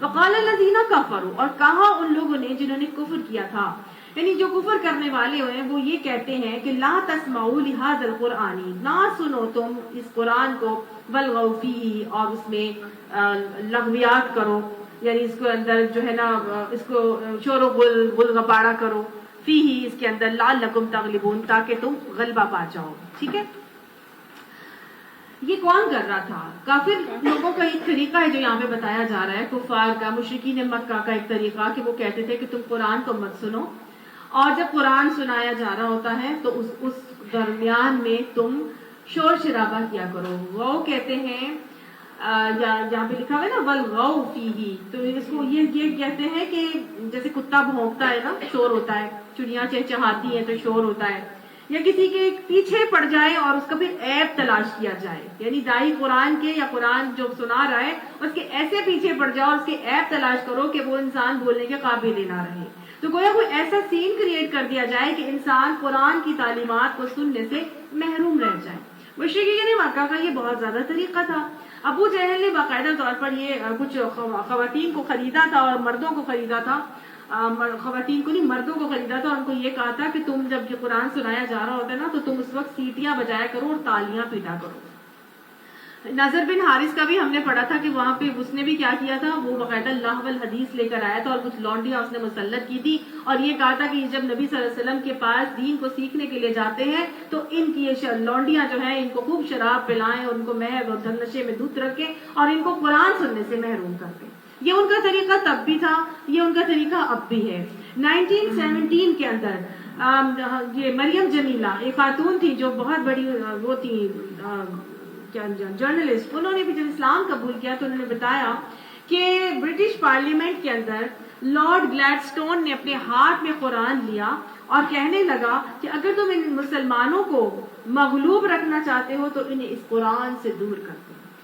اگر تم مسلمانوں کے اوپر غالب رہنا چاہتے ہو، ان کو مغلوب رکھنا چاہتے ہو تو ان کو اس قرآن سے دور کر دو. یہ ان کا طریقہ حضور کے دور میں تو تھا ہی تھا. میں نے آپ کو 1917 کی بات بتائی ہے کہ اس نے برٹش پارلیمنٹ میں یہ بات قرآن کو ہاتھ میں لے کے کہی تھی اور یہ طریقہ ان کا آج تک چل رہا ہے. وہ آج تک ہمیں اس قرآن کے قریب آنے نہیں دینا چاہتے. وہ چاہتے، ان کو معلوم ہے اگر یہ مسلمان اس قرآن کو پڑھ لیں گے، سمجھ لیں گے تو بس یہ ان کو پھر کوئی نیچا نہیں کر سکتا. لہٰذا وہ ہر ممکن سٹیپ اٹھاتے ہیں کہ مسلمان اس قرآن کو سننے سے محروم ہو جائے. किस किस तरह की चीजें उन्होंने दुनिया में निकाल दी है और उस हमारी औलादों को, हमारी यूथ को, हमारी जनरेशन को कुरान से दूर कर दिया है, कुरान से महरूम कर दिया है। घर घर में कुरान नहीं पढ़ा जाता, बच्चे नहीं पढ़ते, हमने नहीं पढ़ना, हमने नहीं सुनना, टाइम नहीं है। क्यों नहीं है जी? इसलिए कि असाइनमेंट्स बहुत ज्यादा है, इसलिए कि काम बहुत ज्यादा, एग्जाम्स आ रहे हैं, फलाना है कि नहीं। उन्होंने हमारे बच्चों को ऐसे कर दिया है। और साथ साथ आज हमारा मामला सिर्फ और सिर्फ बच्चों तक उनका नहीं है, ये मामला तो हमारे मौलानाओं तक पहुंच चुका है, ये मामला मौलानाओं तक पहुंच चुका है और इतना हद तक पहुंच चुका है कि मौलवी जो होते हैं उनको आप देखिए, सऊदी अरब में भी उनका हाल ये है कि जो मौलाना साहब उनके अपॉइंटेड होते हैं ना, कोई मौलवी बड़े से बड़े मदीना यूनिवर्सिटी के फारिग तहसील जो मौलाना वहां पर है, वो भी अपनी मर्जी से कोई खुतबा नहीं दे सकते। रिटन खुतबा होता है, पूरा चेक किया जाता है, फिर वो अप्रूव होता है, फिर वो आगे दिया जाता है। और यहाँ हमारे मसाजिद में भी इसी तरह से एक खुतबा लिखा जाता है, एक खतीब खुतबा लिखता है, उसको पूरा अप्रूव होता है, चेक होता है और उसके बाद जो है फिर वो आगे डिस्ट्रीब्यूट होता है और कोई अपनी मर्जी से कोई बात नहीं कर सकता। ये आज भी हमारे मुल्क में भी, सऊदी अरब की बात तो मैंने आपको बताई, हमारे मुल्क में भी इसी तरह से है कि उनके तरीके से उन्होंने सब चीजों को कंट्रोल में रखा है अपने। वो नहीं चाहते कि कुरान की तालीमात और कुरान का पैगाम जो है वो आगे बढ़ाया जाए और आगे तक जो है वो फैलाया जाए।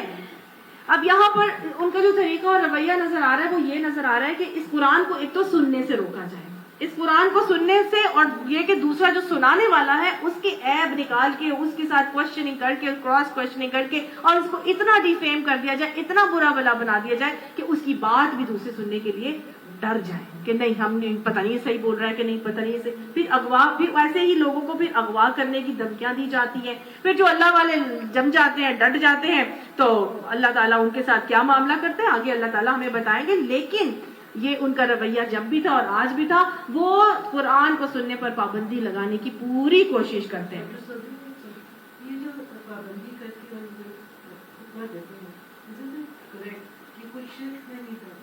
नहीं, आपको क्या पता, उसमें सिर्फ शिर्क वाली बात ही निकालते हैं, हमें क्या पता। जब एक चीज को करेक्ट करके बनाए, देखिए आप एक उलमा बने हैं, आलिम आप बने हैं एक जगह से फारिग तहसील होके, तो आपको पूरा इख्तियार होना चाहिए। अगर आपको किसी ने पास करके निकाला है तो पूरा इख्तियार, उनको पता है कि ये बंदा सही बात करेगा, गलत नहीं करेगा, लेकिन उनको लिबर्टी नहीं दी जा रही ना, उनको करेक्ट किया जा रहा है। मतलब व्हाट इज दिस, ये गलत बात है इस तरह होना। और अभी भी अगर कोई उठ के अगर कुछ बोलने लगता है, जैसे शेख सुलेमान के ऊपर किसी ने कुछ बोला तो उसको पकड़ के और उसको जो है वो कैद में डाल दिया, समझ आई ना। ये उनका तरीका है, उनकी इजाजतदारी है, सब चीजों को वो लेकर आते हैं बीच में। आप सल्लल्लाहु अलैहि वसल्लम के दौर में हजरत अबू बकर सिद्दीक का हाल ये था कि हजरत अबू बकर सिद्दीक अपने घर में उन्होंने छोटी सी एक जगह बना रखी थी जहाँ पे वो नमाज पढ़ते थे और कुरान की तिलावत किया करते थे। तो जब हजरत अबू बकर सिद्दीक तिलावत करते थे ना, तो मुशरिकीन मक्का की औरतें और बच्चे जो है ना, उनके दिल उससे लरजने लगते थे और उनका ईमान डगमगाने लगता था। तो लोगों ने जब ये महसूस किया तो उन्होंने आके हजरत अबू बकर सिद्दीक की शिकायत लगाई उस बंदे से जिसने इनको अपनी अमान में लिया था। उसने कहा था कि अगर ठीक है तुम अबू बकर की अमान चाहते हो तो फिर अबू बकर को मना करो कि वो इस तरह जोर से आवाज में तिलावत ना किया करे, हमारी औरतों और बच्चों की ईमान जो है वो डगमगाने लगते हैं। उनको मालूम था कि इस कुरान की वजह से दिल पे असर होता है, ये कुरान तासीर रखता है, इस पे असर होता है और ये असर करके दिखाता है। उन लोगों के दिलों पे असर कर गया। जब मैंने आपको वाकया सुनाया था खनस बिन शुरैक, अबू सुफियान का, और तीसरा जो अबू जहल, ये 3 लोग गए आप सल्लल्लाहु अलैहि वसल्लम की रात की तबलीग का मामला सुनने के, और कुरान ही सुनने के लिए जा रहे थे ना बार बार। तो कुरान तासीर रखता है, असर रखता है, अल्लाह का कलाम है। वो चाहते ही नहीं थे कि इस कुरान के साथ जुड़ा जाए, इसको सुना जाए और इस सुनने के अंदर रुकावट का मामला करने की फिर वो पूरी कोशिश करते थे। तो गोया दीन को फैलने के लिए पूरी मनसूबाबंदी करते थे, है ना, फैलने से बचाने के लिए पूरी मंसूबाबंदी करते थे। क्या हम दीन को फैलाने के लिए मंसूबाबंदी करते हैं? अपना रवैया जायजा लें, अपना मुहासबा करके देखें। वो दीन को फैलने से बचाने की मंसूबाबंदी कर रहे हैं, तो क्या हम दीन को फैलाने के लिए कोई मंसूबाबंदी करके चलते हैं? अल्लाह ताला ये करने की हमें तौफीक अता फरमाए। فَلَنُذِيقَنَّ الَّذِينَ كَفَرُوا، بس ہم ضرور چکھائیں گے ان لوگوں کو جنہوں نے کفر کیا ہے. کیا چکھائیں گے اللہ تعالیٰ؟ عذابًا شدیدا، سخت عذاب. وَلَنَجْزِيَنَّهُمْ، اور البتہ ہم بدلا دیں گے ضرور ان کو، أَسْوَأَ الَّذِي كَانُوا يَعْمَلُونَ، برا بدلا دیں گے، پورا برا بدلا دیں گے اس عمل کے بدلے جو وہ کرتے تھے. ذَلِكَ جَزَاءُ أَعْدَاءِ اللَّهِ النَّارِ، یہ ہے بدلہ اللہ کے دشمنوں کا، آگ. اللہ تعالیٰ نے اپنے دشمنوں کو بدلہ سے کیا دینا ہے؟ بدلے میں آگ. اللہ نے کہا آگ ہے ان کے لیے، دشمن اللہ کے دشمنوں کے لیے اس دن آگ ہے. لہم فیہا دار الخلد، ان کے لیے آخرت کا گھر ہے جس میں وہ ہمیشہ ہمیشہ رہیں گے. دار الخلد کہتے ہیں ہمیشگی کے گھر کو. تو گویا آخرت میں ان کے لیے ہمیشگی کا گھر ہے. وہ کہاں پہ وہ گھر ہے؟ النار کے اندر، آگ کے اندر ہمیشہ ہمیشہ رہیں گے. یہ کیوں ملے گا ان کو؟ جزاء بما کانوا، یہ وہ بدلہ ہے اس عمل کے بدلے جو وہ کرتے تھے. بما کانوا، کہ وہ تھے بھی آیاتنا، ہماری آیات کے لیے، یجحدون، انکار کرتے تھے. وہ اللہ کی آیات سے انکار کرتے تھے تو اللہ تعالیٰ نے اسی وجہ سے ان کو یہ بدلہ دیا. وقال الذین، اور کہا ان لوگوں نے، کفروا، جنہوں نے کفر کیا تھا، ربنا، اے ہمارے رب، ارنا الذین اضلانا، دکھا ہم کو وہ لوگ جنہوں نے ہمیں گمراہ کیا تھا، من الجن والانس، جنوں میں سے بھی اور انسانوں میں سے بھی. اب یہ جو کافر ہیں جن کو آگ میں ڈالا جا چکا ہے، وہ اللہ تعالیٰ سے کہیں گے کہ اے ہمارے رب، ہمیں جنوں اور انسانوں میں سے وہ لوگ دکھا جنہوں نے ہمیں گمراہ کیا تھا. نجعلہما تحت اقدامنا، ہم ان کو اپنے قدموں کے نیچے روند ڈالیں، ہم ان کو اپنے قدموں سے روند دیں. ہمیں دکھائیے وہ کون تھے جنوں میں سے، انسانوں میں سے جو ہمیں گمراہ کرتے رہے، ہم آج ان کو اپنے قدموں تلے رون دیں گے. لیکونا من الاسفلین، تاکہ وہ خوب ذلیل و خوار ہو جائیں. وہ تو اب کہیں گے اللہ تعالیٰ سے کہ آپ ہمیں دکھا دیں جہنم میں جن اور انسان دکھائیں جن کی وجہ سے ہم گمراہ ہوئے تھے. تو کیا اب ان کو کوئی فرق پڑے گا چاہے وہ ان کو اپنے قدموں سے روند بھی دیں یا جو مرضی کر لیں؟ وہ بھی آگ میں گئے اور وہ بھی آگ میں گئے. جہنم تو دار الخلد ہے، وہ تو ہمیشگی میں رہنے والا ہے، وہ ختم نہیں ہوگا. آج موقع ہے، آج مہلت عمل ہے، جو کرنا ہے آج ہی کرنا ہے. اس دن کچھ مرضی اللہ تعالیٰ سے کہہ دیں گے. اصل تو بے وقوف وہ خود تھا جو جنوں اور انسانوں کو دیکھ کے کاپی کرتا رہا، جو دنیا کی محبت میں جس نے اپنے نفس کو اپنا خدا بنا لیا تھا، جس نے دنیا کی محبت میں شیطان کو اپنا ساتھی سمجھ کے اور اس کی باتوں میں آنا شروع ہو گیا تھا. اصل جہنمی تو وہ اپنے لیے دشمن خود ہی بنا تھا نا.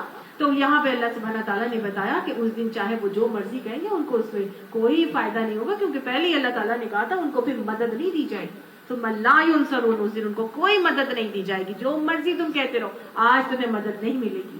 لیکن ان الذین قالوا، بے شک وہ لوگ جنہوں نے کہا ربنا اللہ، اللہ ہمارا رب ہے، ثم استقاموا، پھر وہ اس پر قائم ہو گئے، کھڑے ہو گئے، ڈٹ گئے، استقامت دکھائی، ثابت قدم ہو گئے.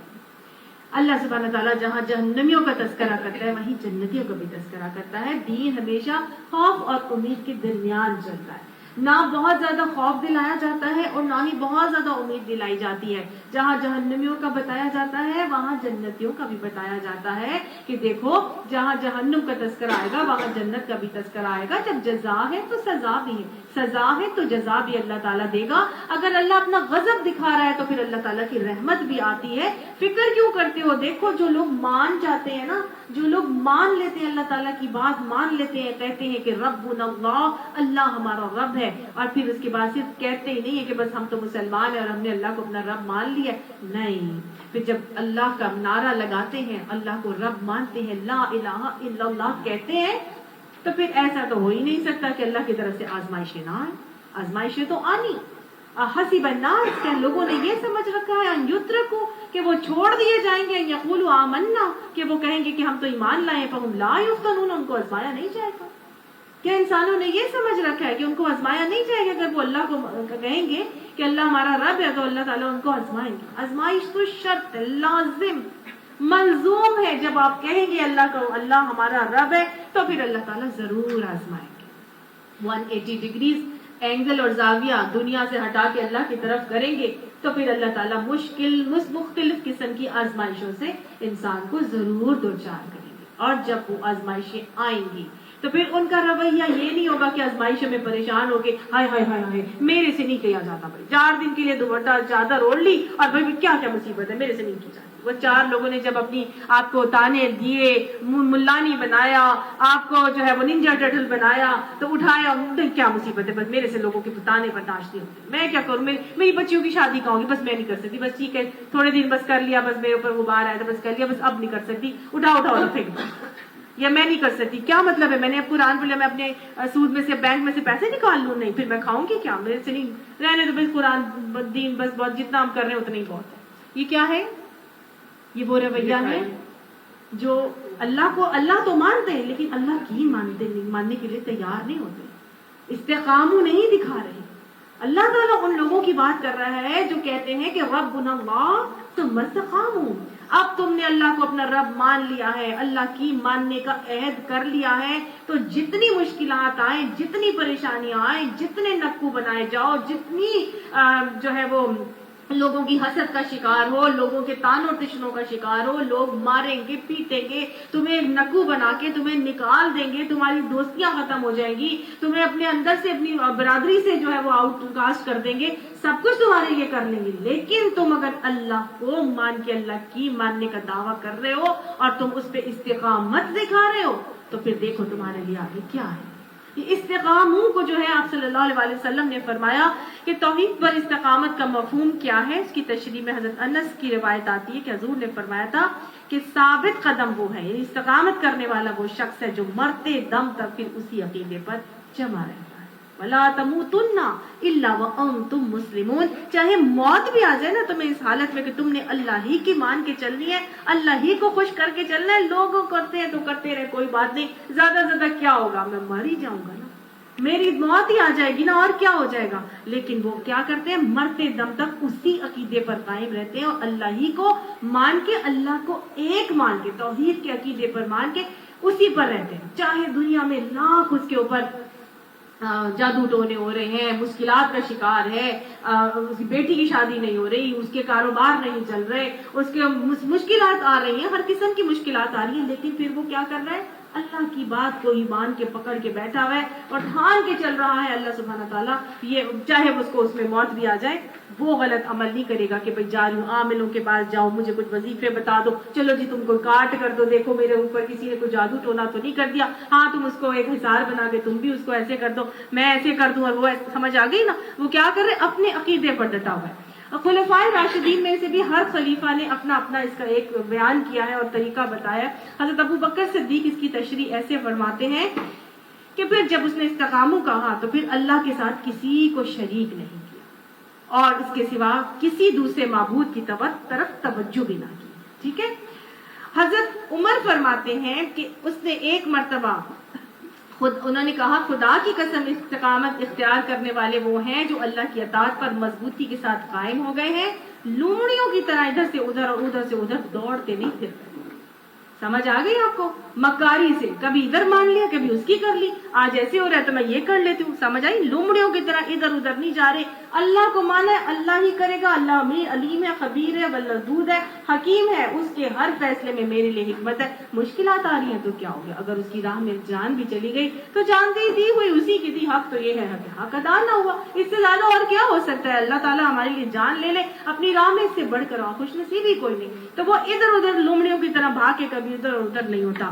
حضرت عثمان فرماتے ہیں کہ وہ اپنے عمل کو اللہ کے لیے خالص کر لے، یعنی اس کا ہر کام کس کے لیے ہو، اللہ کے، استقامو، اب دوسرے کو خوش نہیں کر رہا، اللہ ہی کو مان کے، اللہ کی مان کے جم کیا ہے، اللہ ہی کے لیے خالص کر کے کر رہا ہے۔ اب یہ نہیں ہے کہ چلو یہ بھی کر لیتی ہوں اس سے میرا میاں خوش ہو جائے گا، چلو یہ کر لیتی ہوں چلو میری دوست خوش ہو جائے گی، چلو میری کالج کے لوگ خوش ہو جائیں گے، نہیں، کیا ہے، اس پہ جمع ہوا ہے اور اپنے عمل کو اللہ کے لیے خالص کر کے کر، اللہ دیکھ رہے، اللہ خوش ہوگا، مجھے اس سے کوئی فرق نہیں پڑتا، میں شادی پر اگر پورا عبایا پہن کے بھی جاؤں گی، کرنے دو جس کو جو باتیں کرتے، میرا اللہ تو خوش ہے نا، میں نے تو اپنے عمل کو اللہ کے لیے کرنا ہے۔ حضرت علی فرماتے ہیں کہ اللہ کے عائد کردہ فرائض فرما برداری کے ساتھ ادا کرتا رہے، یعنی فرائض میں کوتاہی نہیں ہونی ہے، جو فرائض ہیں، فرائض کیا ہیں ہمارے، جو ڈوز ہیں، جو قرآن کے ڈوز ہیں وہ ہمارے لیے فرض ہے، ساری چیزیں قرآن کے ڈوز ہمارے لیے فرض ہے، تو فرائض کو ادا کرتا رہے اور فرائض میں ہر چیز آ جاتی ہے. ایک تو وہ فرائض ہیں جو کہ ارکان کے حوالے سے ہیں، نماز، روزہ، زکوٰۃ، حج، اور دوسرے فرائض کیا ہیں؟ والدین کی فرما برداری، شوہر کی اطاعت گزاری، یہ سب چیزیں بھی تو فرائض ہی ہے نا. اولاد کی ساری معاملات کرنا، یہ سب بھی والدین کا فرض ہے. تو یہ سب چیزیں پڑوسیوں کا فرض، وہ جو سارے حقوق العباد کے حوالے سے، خدمت خلق کے حوالے سے، یہ سب بھی تو فرائض ہے. تو فرائض کو فرما برداری کے ساتھ ادا کرتا رہے. یہ سب 4 چیزیں آتی ہیں استقاموں کے اندر. جب وہ کرتے ہیں توحید کو جمنے کے بعد اللہ کی اطاعت پر ڈٹا رہتا ہے، اپنے عمل کو اللہ کے لیے خالص کر دیتا ہے، توحید پر راسخ رہتا ہے، کسی کو معبود نہیں بناتا، اور اپنے فرائض کو فرما برداری کے ساتھ ادا کرتا رہتا ہے. تو پھر یہ لوگ کون ہوتے ہیں؟ استقامو کرنے والے ہوتے ہیں. اللہ کو اللہ مان کر، رب مان کر اس پہ جم جاتے ہیں. پھر اللہ سبحانہ تعالیٰ کیا کرتا ہے ایسے شخص کے ساتھ؟ تتنزل علیہم الملائکہ، اللہ تعالیٰ ان کے اوپر فرشتے نازل کرتے ہیں. یہ وہ لوگ ہوتے ہیں مشکلات میں، پریشانیوں میں گھبراتے نہیں ہیں، پھر صبر سے جمے رہتے ہیں، ڈٹے رہتے ہیں. ان کو معلوم ہے کہ اب اللہ سبحانہ تعالیٰ نے یہ مشکل ڈالی ہے تو پھر کیا ہوگا. دیکھیں اللہ تعالیٰ ہر طرح سے آزماتے ہیں نا، کچھ دے کر آزماتے ہیں، کچھ لے کر، کچھ نہ دے کر، اور کچھ نہ دینے کے بعد دے کر، اور کچھ دینے کے بعد لے کر.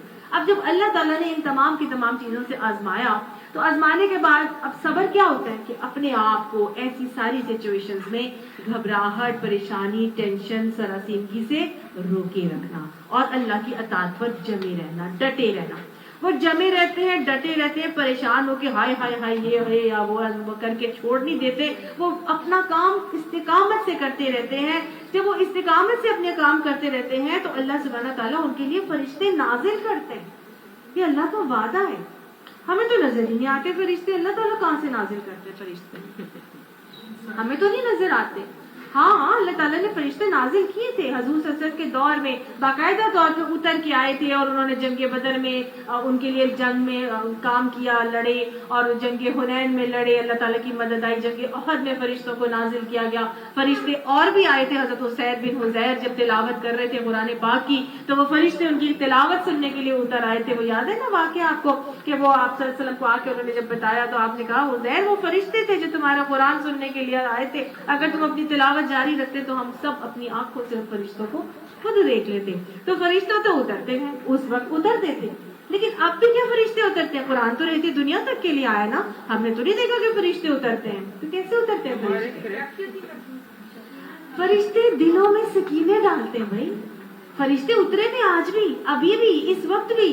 اس محفل کو ڈھانپا ہوا انہوں نے. اللہ کے نبی کا وعدہ ہے نا کہ جہاں پہ اللہ کے ذکر کی محفل قائم ہوتی ہے فرشتے اس محفل کو ڈھانپ لیتے. اترتے فرشتے آتے ہیں اور پھر بیٹھنے والے لوگوں کے دلوں میں سکینہ ڈالتے ہیں، سکون ڈالتے ہیں. یہ فرشتے آتے ہیں جو سکینے ڈالتے ہیں ہمارے دل میں.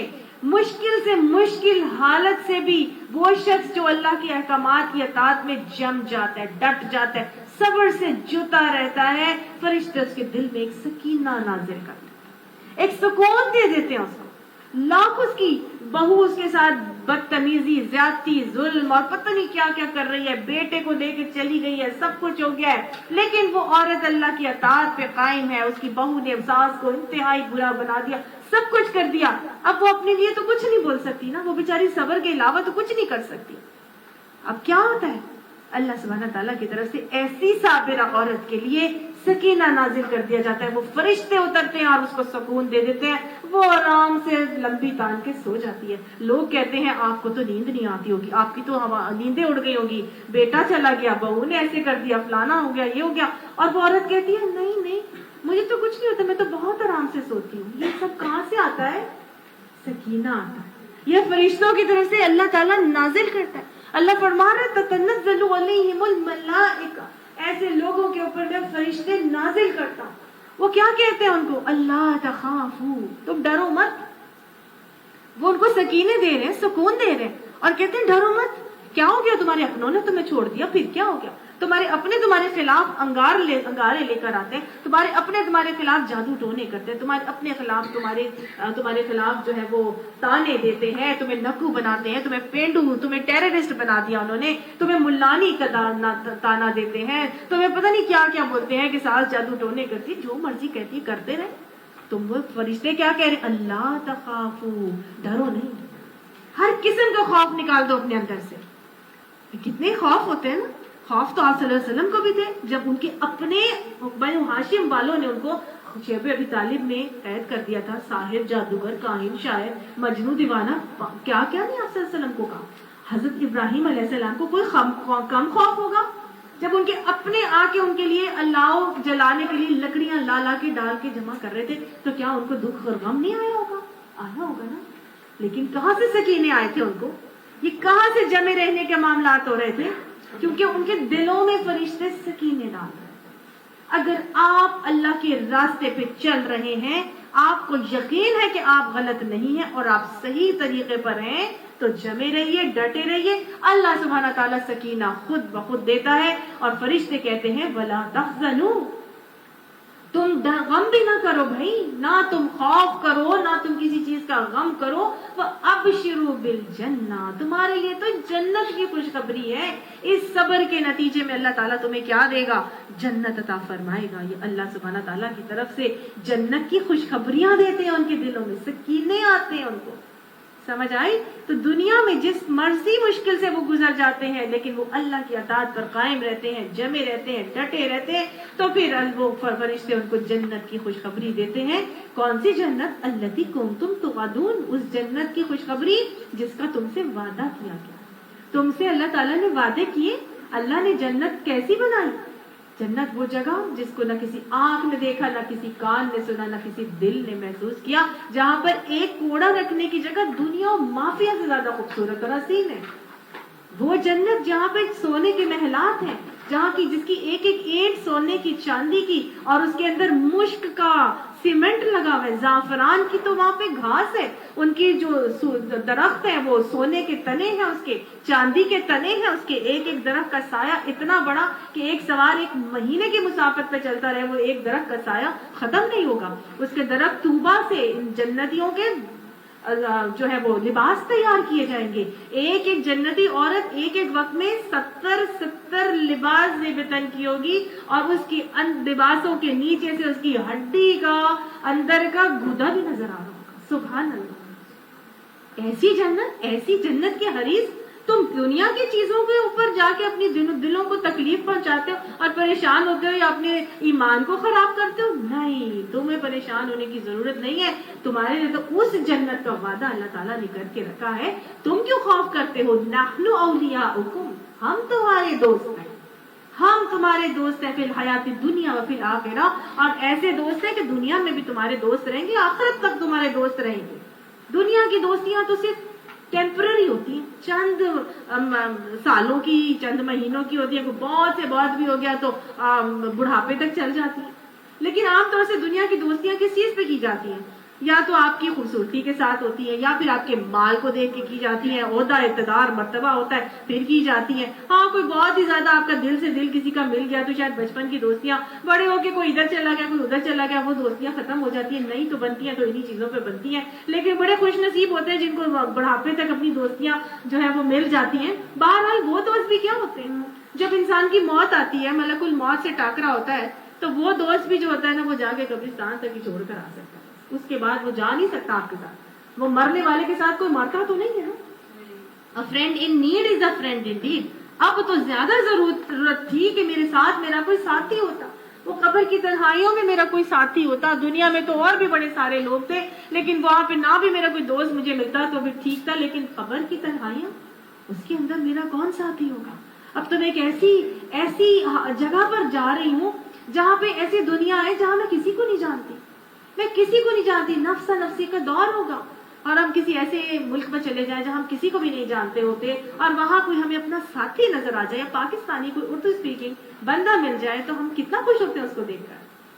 صرف ایسے کسی یورپین کنٹری میں جائیں اور وہاں پہ آپ کو کوئی اسکارف والی یا کوئی داڑھی والا شخص اور السلام علیکم کہتے ہیں، ہم تو اسی بھی خوش ہو جاتے ہیں کہ مسلمان ہے نا. تو یہ تو دنیا کی دوستیاں تو بس یہیں تک ہی رہنی ہے، اور آپ کو انہی پہ اتنی خوشی ہوتی ہے. تو اب تو ایسی جگہ پہ جا رہے ہیں جہاں پہ کسی ساتھی کی بہت شدید ضرورت ہے. اب یہ فرشتے صحیح معنوں میں اپنی دوستی نبھاتے ہیں اور وہ کہتے ہیں نحن اولیاؤکم فی الحیات الدنیا و فی الآخرہ، ہم تمہارے دنیا میں بھی دوست ہیں वली हैं, औलियाउकुम तुम्हारे वली हैं, तुम्हारे दोस्त हैं, दुनिया में भी रहेंगे आखिरत में भी रहेंगे। दुनिया में तो वो सकीने डाल डाल के अल्लाह की अताअत पे वो जमाए रखते थे, और आखिरत में हर मौके पर कब्र में साथी होंगे। अल्लाह ताला कब्र में जब मुनकिर नकीर सवालात करने के लिए आएंगे तो वो उठा कर बिठा देंगे, और फिर वहां पर जब अजाब के कीड़े और बिच्छू और सांप आ रहे होंगे तो वो क्या करेंगे, उनको दूर भगाएंगे और कहेंगे नहीं ये बंदा मुत्तकी था, इससे दूर हो जाओ, ये इस्तिकामत से अल्लाह की अताअत पे जमा था, इसके करीब आने की कोशिश ना करो। और उसके बाद जब साइक और शहीद, जब अल्लाह ताला का हुक्म होगा, क़यामत वाले दिन सब कब्रें फटेंगी और सब निकलेंगे, और साइक और शहीद दो फरिश्ते सब ले लेकर जा रहे होंगे, एक अमाल नामे उठाए हुए होगा, और एक जो है वो आंख कर ले जा रहा होगा। उस वक्त भी जब सब हशर के मैदान में पहुंचेंगे,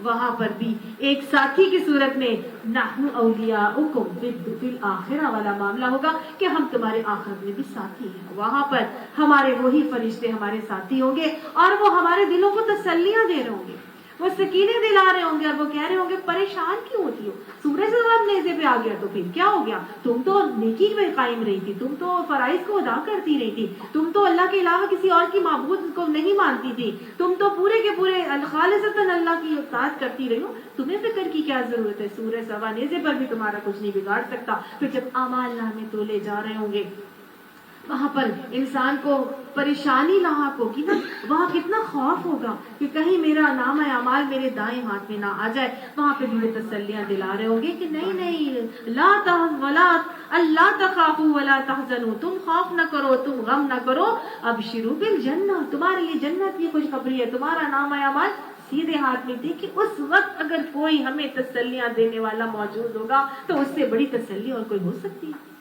ये किनको मिलेगी? ये उनको मिलेगी जो सुम्मस्तकामू का मामला करें। अल्लाह ताला हमें सुम्मस्तकामू करने वाले लोगों में शामिल फरमाए। उसके बाद जब अमाल नामे दाएं हाथ बाएं हाथ सारा मामला हो गया, और उसके बाद जब पुलिस सिरात को लगाया जाएगा जहन्नुम के ऊपर, और बाल से ज्यादा बारीक और तलवार से ज्यादा तेज उसके ऊपर से चल के जब जाना होगा तो बिजली की सिरत से गुजरेंगे। क्यों? क्योंकि ये हमारे साथी हैं। ये एक जो है वो हमारे आगे आगे और दाएं दाएं रोशनी किए हुए होगा, और उसी रोशनी की सूरत में को देखते हुए हम फौरन जो है वो बिजली की सिरत के साथ पुलिस सिरात को क्रॉस कर जाएंगे। फिर भी नहीं छोड़ेंगे, फिर जाके जब तक वो जो है जन्नत के दरवाजे तक, जन्नत के जो दारोगा मालिक जिसका नाम आता है उसके हवाले करेंगे, और कहेंगे ये हमारा दोस्त है, ये हमारा साथी है, इसके साथ अच्छा मामला करना। और जन्नत के दारोगा के हाथ में हाथ पकड़ा के जाएंगे, और फिर उनको तसल्ली होगी, हाँ ये है उनका अल्लाह तखाफू वला तहज़नू का मामला, कि अब शिरू बिल जन्नह, तुम्हारे लिए जन्नत की खुशखबरी है, तुम परेशान की होते हो, ये तो वो है अल्लती कुंतुम तुअदून, जिसका तुमसे वादा किया गया है। अल्लाह ये फरिश्तों की विलायत और दोस्तियां हमें अता फरमाए। देखिए, जो अल्लाह को मान के, अल्लाह की मान के जम जाते हैं, डट जाते हैं, परेशानियों में घबराहट नहीं आती उनके अंदर, सब्र से जमे रहते हैं अल्लाह की अताअत के ऊपर, तो फिर उनकी दोस्तियां दुनिया की दोस्तियां तक महदूद नहीं रहती, उनकी कायनाती दोस्तियां हो जाती, आफाकी दोस्तियां हो जाती हैं, वो आलम मलकूत में चले जाते हैं, और वो दोस्तियां उनको मिल जाती हैं। और वो कहेंगे आगे, वलकुम फीहा मा तश्तही अनफुसुकुम, वहां पर तुम्हारे लिए हर वो चीज होगी, मा तश्तही, जो तुम चाहो, अपने लिए जो चाहोगे उस जन्नत में तुम्हें मिलेगा। वलकुम फीहा मा तदउन, और तुम्हारे लिए वो भी होगा जो तुम पुकारोगे, तुम चाहोगे तो तुम्हारे सामने आ जाएगा, जब तुम पुकारोगे तो फिर तो पता नहीं क्या क्या चीजें आएंगी। ये क्या है? नुज़ुलम मिन गफूरुर रहीम, ये मेजबानी है अल्लाह गफूरुर रहीम की तरफ से। नुज़ुलम कहते हैं उस मेजबानी को जो मेहमान के आने से पहले मेजबान करके रखता है। कभी हमें कोई बहुत प्यारा, हमारा बड़ा अजीज आने वाला हो, हमें बात पता हो कि उसने आना है, तो हम क्या करते हैं? उसके लिए पहले से ही सारी चीजें तैयार करते हैं। और कौन सी चीजें तैयार करते हैं? बेस्ट वंस, और वो बेस्ट वंस जो उसको बेस्ट लगती है। तो ये तो अल्लाह की तरफ से मेजबानी हो रही है, नुज़ुलम का मामला हो रहा है, जो गफूर भी है, रहीम भी है।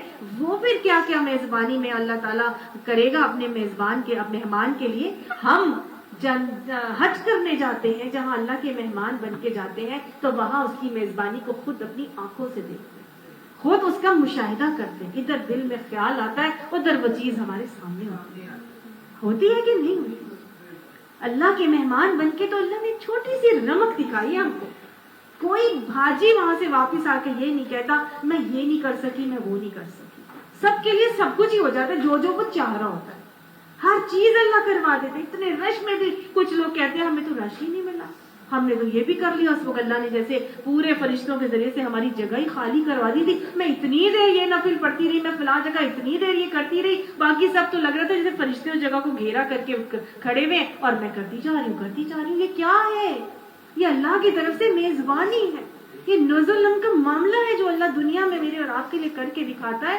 وہاں پر اللہ تعالیٰ جنت کی نعمتوں کے ساتھ جو معاملہ کریں گے، اللہ تعالیٰ ان نعمتوں کا ہمیں حریص بنا دے. اللہ ان نعمتوں کو حاصل کرنے کی ہمیں توفیق عطا فرما دے. اللہ ہمیں عملا متقبلہ کرنے کی توفیق عطا فرما کے اللہ جنت الفردوس ہم سب کو حقدار بنا دے.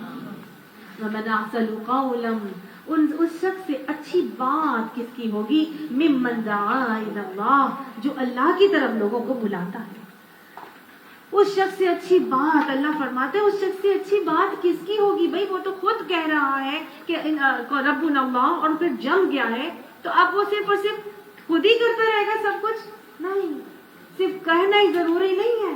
اللہ تعالیٰ فرماتا ہے اب بات بھی کرنی بہت ضروری ہے، اللہ کی طرف لوگوں کو بھی بلانا بہت ضروری ہے. اس شخص سے اچھی بات کہ باتیں تو سب کو کرنی آتی ہے، سب دنیا میں باتیں کرتے ہیں. میں بھی کرتی ہوں، آپ بھی کرتے ہیں، ہماری اولادیں بھی کرتی ہیں، ہمارے شوہر بھی، ماں باپ، والدین، ہمارے بہن بھائی سب باتیں کرتے ہیں. لیکن اللہ کو جو بات پسند ہے وہ کون سی پسند ہے اور کس کی پسند ہے؟ ممن دعا الی اللہ، اس کی بات پسند ہے جو اللہ کی طرف لوگوں کو بلاتا ہے. اور صرف بلاتا ہی نہیں کہ بس آ جاؤ قرآن کی کلاس ہو رہی ہے چلو میرے ساتھ چلو، قرآن کی کلاس ہو رہی ہے آپ ہمارے گھر آنا، قرآن کی کلاس ہو رہی ہے فلاں جگہ اور چلتے. نہیں، صرف بلانا ضروری نہیں ہے. وعامل صالح، پھر وہ نیک عمل بھی کرے. اللہ تعالیٰ کو قول اور فعل کا تضاد بالکل پسند نہیں ہے. قرآن میں آتا ہے لما تقولون ما لا تفعلون، تم وہ باتیں کیوں کہتے ہو جو کرتے نہیں ہو. اگر کہہ دیا ہے ربنا اللہ ثم استقاموا کیا ہے تو پھر اللہ کی طرف بلا رہے ہو تو اپنے اعمال بھی درست کر. اور یاد رکھیے جو اللہ کی طرف کسی کو بلاتا ہے اس کی زبان میں تاثیر بھی اس وقت ہوتی ہے جب اس کے عمل صالح خود ہوتے ہیں، ورنہ اس کی زبان میں تاثیر بھی نہیں ہوتی اگر اس کے خود کے اعمال صالح نہ ہو. تو اگر چاہتے ہیں کہ ہماری بلانے میں، ہماری دعوت میں تاثیر ہو تو پھر ہمیں کیا کرنا ہے؟ عاملہ صالحاً بھی کرنا ہے. ہمیں خود اپنے اعمال کو درست کرنا ہے سب سے پہلے، اور وہ پھر کیا کہنے ہیں؟ وقال اننی من المسلمین، اور وہ کہتا ہے میں اللہ کی فرمانبرداری میں ہوں، میں مسلم ہو گیا ہوں، میں اللہ کو مانتا ہوں، میں اللہ کے آگے سر اطاعت خم کر چکا ہوں. خود بھی کہتا ہے، لوگوں کو بھی بلاتا ہے، اعمال صالحہ بھی کرتا ہے. اب لوگوں کو دیکھیں، لوگوں کو ہم بلاتے ہیں، دنیا کی دعوت دیتے ہیں. دنیا کی دعوتیں جو ہوتی ہیں نا وہ مختلف انداز میں دی جاتی ہیں. ہم دعوت دیتے ہیں کبھی تو ہم کوئی ہمارا دنیاوی معاملہ ہوتا ہے، اور دنیاوی معاملے کے حوالے سے جو ہے وہ یا تو ہم اس لیے دعوت دیتے ہیں کہ ہم سوشل گیدرنگ میں جانا چاہتے ہیں اور ہم اپنے آپ کو بڑا سوشل بنانا چاہتے ہیں. ایسے ہی نا، ہم اپنے سوشل سرکل کو ایکسٹینڈ کرنا چاہتے ہیں تو ہم سوشلائزنگ کے لیے ہم دعوتیں کرتے بھی ہیں اور آتے اور جاتے بھی ہیں. دوسری دعوت ہم محض انٹرٹینمنٹ کے لیے کرتے ہیں، بس دل لگی کے لیے، مزے کے لیے، چلو جی آج میرے گھر دعوت ہے، کھانا ہے، سب لوگ آ جاؤ، ہے نا. تیسری دعوت ہم کرتے ہیں کوئی خاص فائدہ حاصل کرنے کے لیے، کسی کام کو کرنے کے لیے کہ ہمیں کوئی فائدہ مل جائے، تو ہم لوگوں کو بلاتے ہیں، ہم انوائٹ کرتے ہیں، ان سے ملنا جلنا رکھتے ہیں کہ جی ہمارا بیٹی کا رشتہ ہو جائے، میرے بیٹے کی رشتہ ہو جائے، میرا باس خوش ہو جائے، اپنی کمپنی کی گیدرنگ وغیرہ کی جاتی. تو کچھ ایسے ہی معاملات ہوتے ہیں جو دنیا کے اندر ہم مختلف فائدے حاصل کرتے ہیں، یا انٹرٹینمنٹ کے لیے کرتے ہیں، یا پھر ہم سوشلائزنگ کے لیے کرتے ہیں، یا پھر ہم صرف محض ریا اور نمود و نمائش کے لیے کرتے ہیں. ہم جی بڑے کچھ ہیں، ہمیں تو بڑا اللہ نے دیا اور ہم تو بہت ہی اچھی دعوت کر سکتے ہیں. تو مختلف طریقے ہیں لوگوں کی دنیا کی دعوت کرنے کی. لیکن جب اللہ کے لیے دعوت دی جاتی ہے تو اس میں کوئی ریا نہیں ہوتی، اس میں کوئی دنیا کا فائدہ حاصل نہیں دیکھ رہا ہوتا انسان، اس میں کوئی دنیاوی نقصان نہیں دیکھ رہا ہوتا، اس میں سوشلائزنگ کا کوئی ایلیمنٹ نہیں ہوتا، اس میں انٹرٹینمنٹ کی کوئی بات نہیں ہوتی. اس میں صرف اور صرف دنیا میں لوگوں کو اس کے رب کے ساتھ جوڑنے کا معاملہ ہوتا ہے. ایک ہی مقصد ہے نا. جو آخرت کی نیت ہے، جو اللہ کی دعوت دی جاتی ہے، اس میں ایک ہی ہوتا ہے مقصد، اور وہ کیا کہ بھولے ہوئے لوگوں کو ان کا بھولا ہوا رب یاد دلا دیا جائے. یہی معاملہ ہوتا ہے. اللہ تعالیٰ ہمیں ایسی ہی دعوتیں برپا کرنے کی توفیق عطا فرمائے، اور انہی دعوتوں سے جڑنے کی اور جوڑنے کی بھی توفیق عطا فرمائے. جو لوگ، حدیث میں وعدہ آتا ہے، جو لوگ خالصتاً اللہ کے لیے ملتے ہیں اور اللہ ہی کے لیے جدا ہوتے ہیں اور کوئی دنیاوی غرض نہیں ہوتی. یہ نہیں ہوتا کہ بیٹی کو لے کے جاؤں گی تو جی آنے جانے والے سارے دینی مذہبی لوگ ہیں تو میری بیٹی کا رشتہ ہو جائے گا. نہیں، کوئی دنیاوی مقصد نہیں ہوتا. اللہ کے لیے آئے، اللہ ہی کے لیے جدا ہو گئے. ان کو جنت میں، ان کو قیامت کے دن نور کے ممبروں پر بٹھایا جائے گا، اور انبیاء اور شہداء بھی ان کے اوپر رشک کریں گے عرش کے سائے کے نیچے. لیکن نور کے ممبروں پر بٹھانے کی خاص طور سے ان کی خوشخبری ملتی ہے، جو اللہ کے لیے جو ملتے تھے اور اللہ ہی کے لیے جدا ہوتے تھے، اور ان کو عرش کے سائے، اللہ کے عرش کے سائے کے نیچے بھی رکھا جائے گا. تو اب اللہ کے لیے دعوت دی جا رہی ہے، ٹھیک ہے. اب اللہ کو پسند ہے کہ میرے لیے کوئی بلاتا ہے اور پھر اپنے اعمال بھی صحیح کرتا ہے، تو اللہ کے لیے دعوت ہم کس کس انداز میں دے سکتے ہیں؟ کون کون سے طریقے ہیں کہ ہم اللہ تعالیٰ کے لیے کی طرف لوگوں کو بلا سکتے ہیں؟ کون کون سے طریقے ہیں آج کل؟ قرآن کی، very good. Mobile, social media جو بہت زیادہ ان ہے، اس کے ذریعے سے میسجنگ جاتی ہے کہ جی فلاں جگہ کلاس ہو رہی ہے، فلاں لیکچر ہے، آپ لوگ وہاں پر آئیں. یہ ایک بہت خوبصورت ذریعہ اور طریقہ دعوت کے حوالے سے. اس کے علاوہ انسان قلم سے اللہ کی طرف کچھ لکھ کے اللہ کی طرف بلا سکتا ہے. انسان اپنا مال لگا کے بلا سکتا ہے. کوئی بڑی ہال بک کرا دیا جائے اور وہاں پر اس کے لیے ارینجمنٹس کروا دی جائے، وہ اللہ کے لیے بلانے والا معاملہ ہے. کچھ بول کر بلا لیتے ہیں، کچھ مال کے ذریعے سے بلا لیتے ہیں، کچھ اپنا گھر دے دیتے ہیں، کچھ گاڑیاں دے دیتے ہیں، میری گاڑیاں لے لو، سب بھر کے آ جاؤ اور آ جاؤ. اللہ کے لیے چل رہے ہیں، اللہ کی طرف دعوت دینے کے حوالے سے. گویا یہ سارے طریقے کیا ہیں؟ اللہ کی طرف دعوت دینے کا انداز اور طریقہ ہے.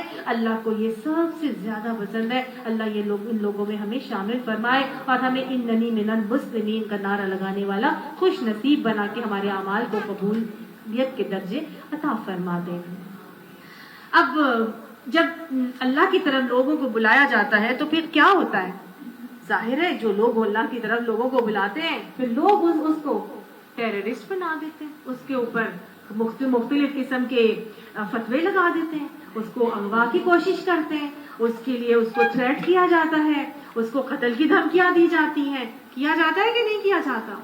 جو دنیا میں اللہ کے احکامات کے اوپر اطاعت کے ساتھ چل رہا ہے، اس کے جیلس پیدا ہوتے ہیں، حاسد ضرور پیدا ہوں گے. تبھی تو قرآن میں اللہ تعالیٰ نے قرآن کے آخر میں وہ 2 صورتیں معوذتین کی رکھ دی کہ قرآن پڑھ لیا ہے، اب اللہ کے راستے پہ چلو گے، حاسد پیدا ہوں گے. لہٰذا یہ 2 معوذتین صبح و شام کی دعاؤں میں شامل کر لو، اور اس کے علاوہ رات کو سوتے وقت بھی اپنے اوپر ضرور اس کا حساب کر لیا کرو، کیونکہ شر پھیلانے والے حاسد ہر وقت موجود ہیں. اور یہ خصوصی طور پر حسد کے معاملات انہی لوگوں کے ساتھ ہوتے ہیں جو اللہ کے راستے پر چل رہے ہوتے ہیں. جو نہیں چل رہے ہوتے وہ تو خود ہی ٹونے کر رہے ہوتے ہیں. ٹھیک ہے نا؟ تو اب یہاں پر بتایا جا رہا ہے کہ جب تم اللہ کی طرف لوگوں کو بلاؤ گے تو حاسد پیدا ہوں گے، تمہارے خلاف جادو ٹونے بھی ہوں گے، تمہیں نکو بنایا جائے گا، تمہارے اوپر بڑا کچھ کر دیا جائے گا، بڑے بڑے برے معاملات کیے جائیں گے. کئی دفعہ تو تمہیں ایسی ملانی بنا دیا جائے گا، ایسے آؤٹ ڈیٹڈ تمہیں کر دیا جائے گا کہ آؤٹ کاسٹ بنا دیا جائے گا. تمہاری برادری والے تم کو نکال ہی باہر کریں. خبردار اگر یہ برقع پہن کے آئی تو ہماری شادی میں تمہیں آنے کی کوئی ضرورت نہیں. کہا جاتا ہے اس طرح کی بہت ساری باتیں کی جائیں گی بھائی، بہت تمہارے ساتھ معاملات غلط کیے جائیں گے. لیکن تم کیا کرو؟ مجھے اور آپ کو سکھایا جا رہا ہے وَلَا تَسْتَوِي الْحَسَنَةُ وَلَا السَّيِّئَةُ، نیکی اور برائی برابر نہیں. اللہ نے کہہ دیا وَلَا تَسْتَوِي الْحَسَنَةُ، نہیں ہے برابر نیکی، وَلَا السَّيِّئَةُ، اور نہ ہی برائی. اللہ برا جو کر رہا ہے وہ برا ہی ہے، جو نیکی تم کر رہے ہو وہ نیکی ہے. یہ نیکی اور بدی یکساں نہیں ہو سکتی. تم کیا کرو؟ ادفع باللتی ہی احسن، اس کی برائی کو احسن طریقے سے، نیکی سے درگزر کرو. وہ تمہارے اوپر جادو ٹونے کر رہی، وہ تمہارے ساتھ وہ ظلم و زیادتی کر رہی، وہ تمہارے ساتھ لڑائیاں کر رہے ہیں، وہ تمہارے ساتھ تمہیں تکلیفیں دے رہے ہیں. تم کیا کرو؟ ادفع، دفع کرو ان کی، باللذی، ان کے اس غلط عمل کو، کس سے؟ یا احسن، اس عمل سے جو اچھا ہے۔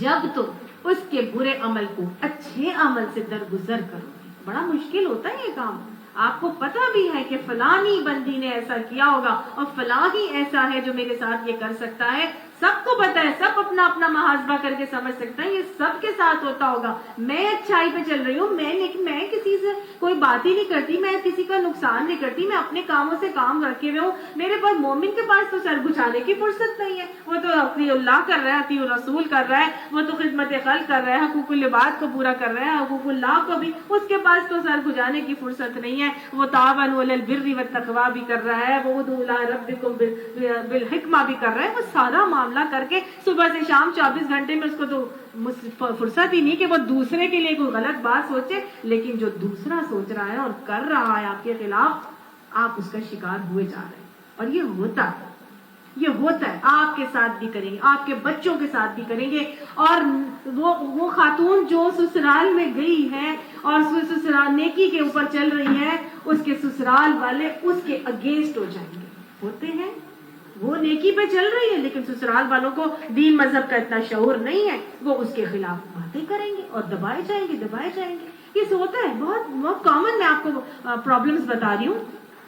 تو پھر کیا کرنا ہے؟ ان کی برائیوں کو بھلائیوں سے درگزر کرو، وہ برا کر رہے ہیں، ان کی برائیوں کو بھلائیوں سے درگزر کرو، کرتے جاؤ درگزر، پتا بھی ہے غلط کر رہے ہیں وہ، لیکن کرتے جاؤ درگزر، ہوا کیا ہوگا کیا؟ فَإِذَا الَّذِي بَيْنَكَ وَبَيْنَهُ عَدَاوَةٌ، بس وہ شخص کہ تمہارے اور اس کے درمیان جو دشمنی اگر ہے تو وہی كَأَنَّهُ وَلِيٌّ حَمِيمٌ، ایسا ہو جائے گا جیسا تمہارا جگری دوست بن گیا، تم نے برائی کو بھلائی سے درگزر کرتے رہو، تو وہ شخص جس کے اور تمہارے درمیان دشمنی اور عداوت تھی، وہ جو عداوت سمجھ کے بیٹھا ہوا اور تمہارے خلاف سب کچھ کر رہا تھا، وہ ایسا ہو جائے گا كَأَنَّهُ وَلِيٌّ حَمِيمٌ، جیسے تمہارا جگری دوست ہے، لیکن اللہ نے آگے بتا دیا وَمَا يُلَقَّاهَا إِلَّا الَّذِينَ صَبَرُوا، اور نہیں پہنچتے اس کو مگر وہ لوگ جو صبر کرتے ہیں، وَمَا يُلَقَّاهَا إِلَّا ذُو حَظٍّ عَظِيمٍ، اور نہیں پہنچتے اس کو مگر وہ لوگ جو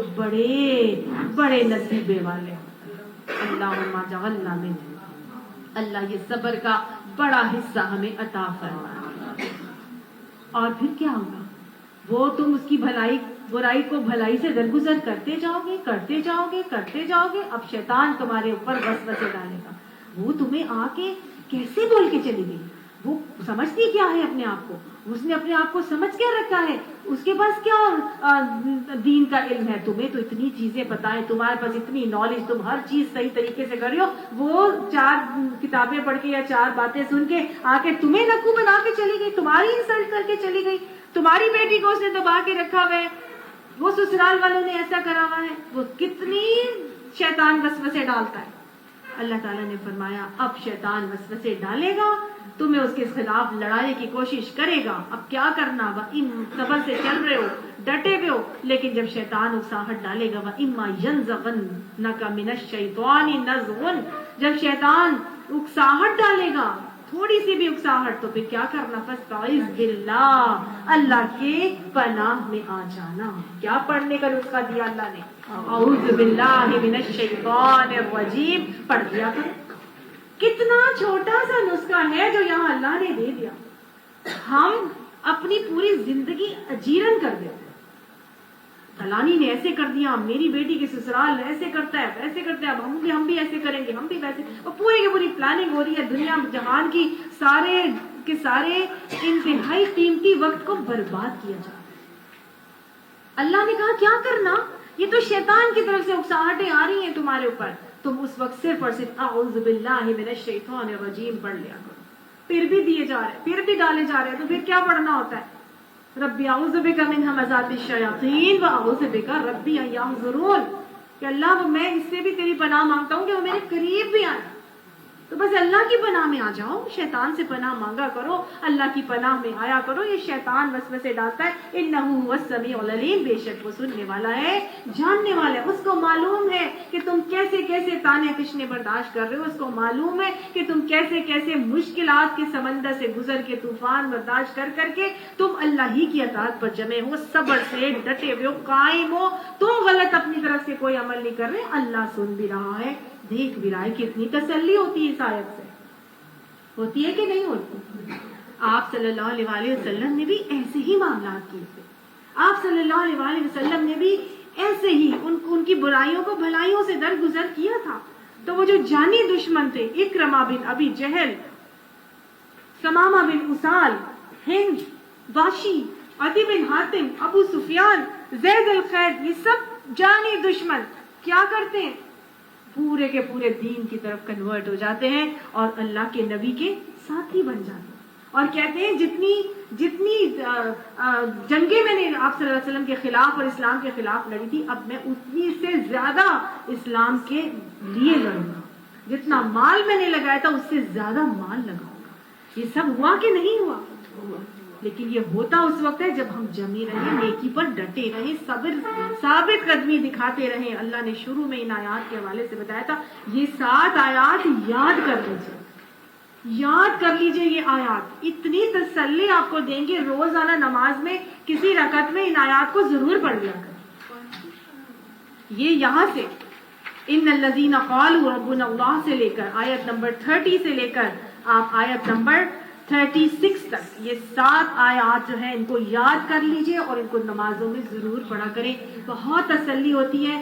جو مرضی دنیا آپ کے لیے کرتی رہے گی، آپ کا کوئی کچھ نہیں بگاڑ سکتا. اللہ تعالی ہمیں ان باتوں میں استقامت دکھانے کی توفیق عطا فرمائے، ہمارے ایمانوں کو اسٹرانگ کر دے اور تازہ کر دے، اور اللہ سبحانہ تعالی ہمیں وہ باتیں سکھا دے جو ہم جس پر عمل کر کے اللہ کے قرب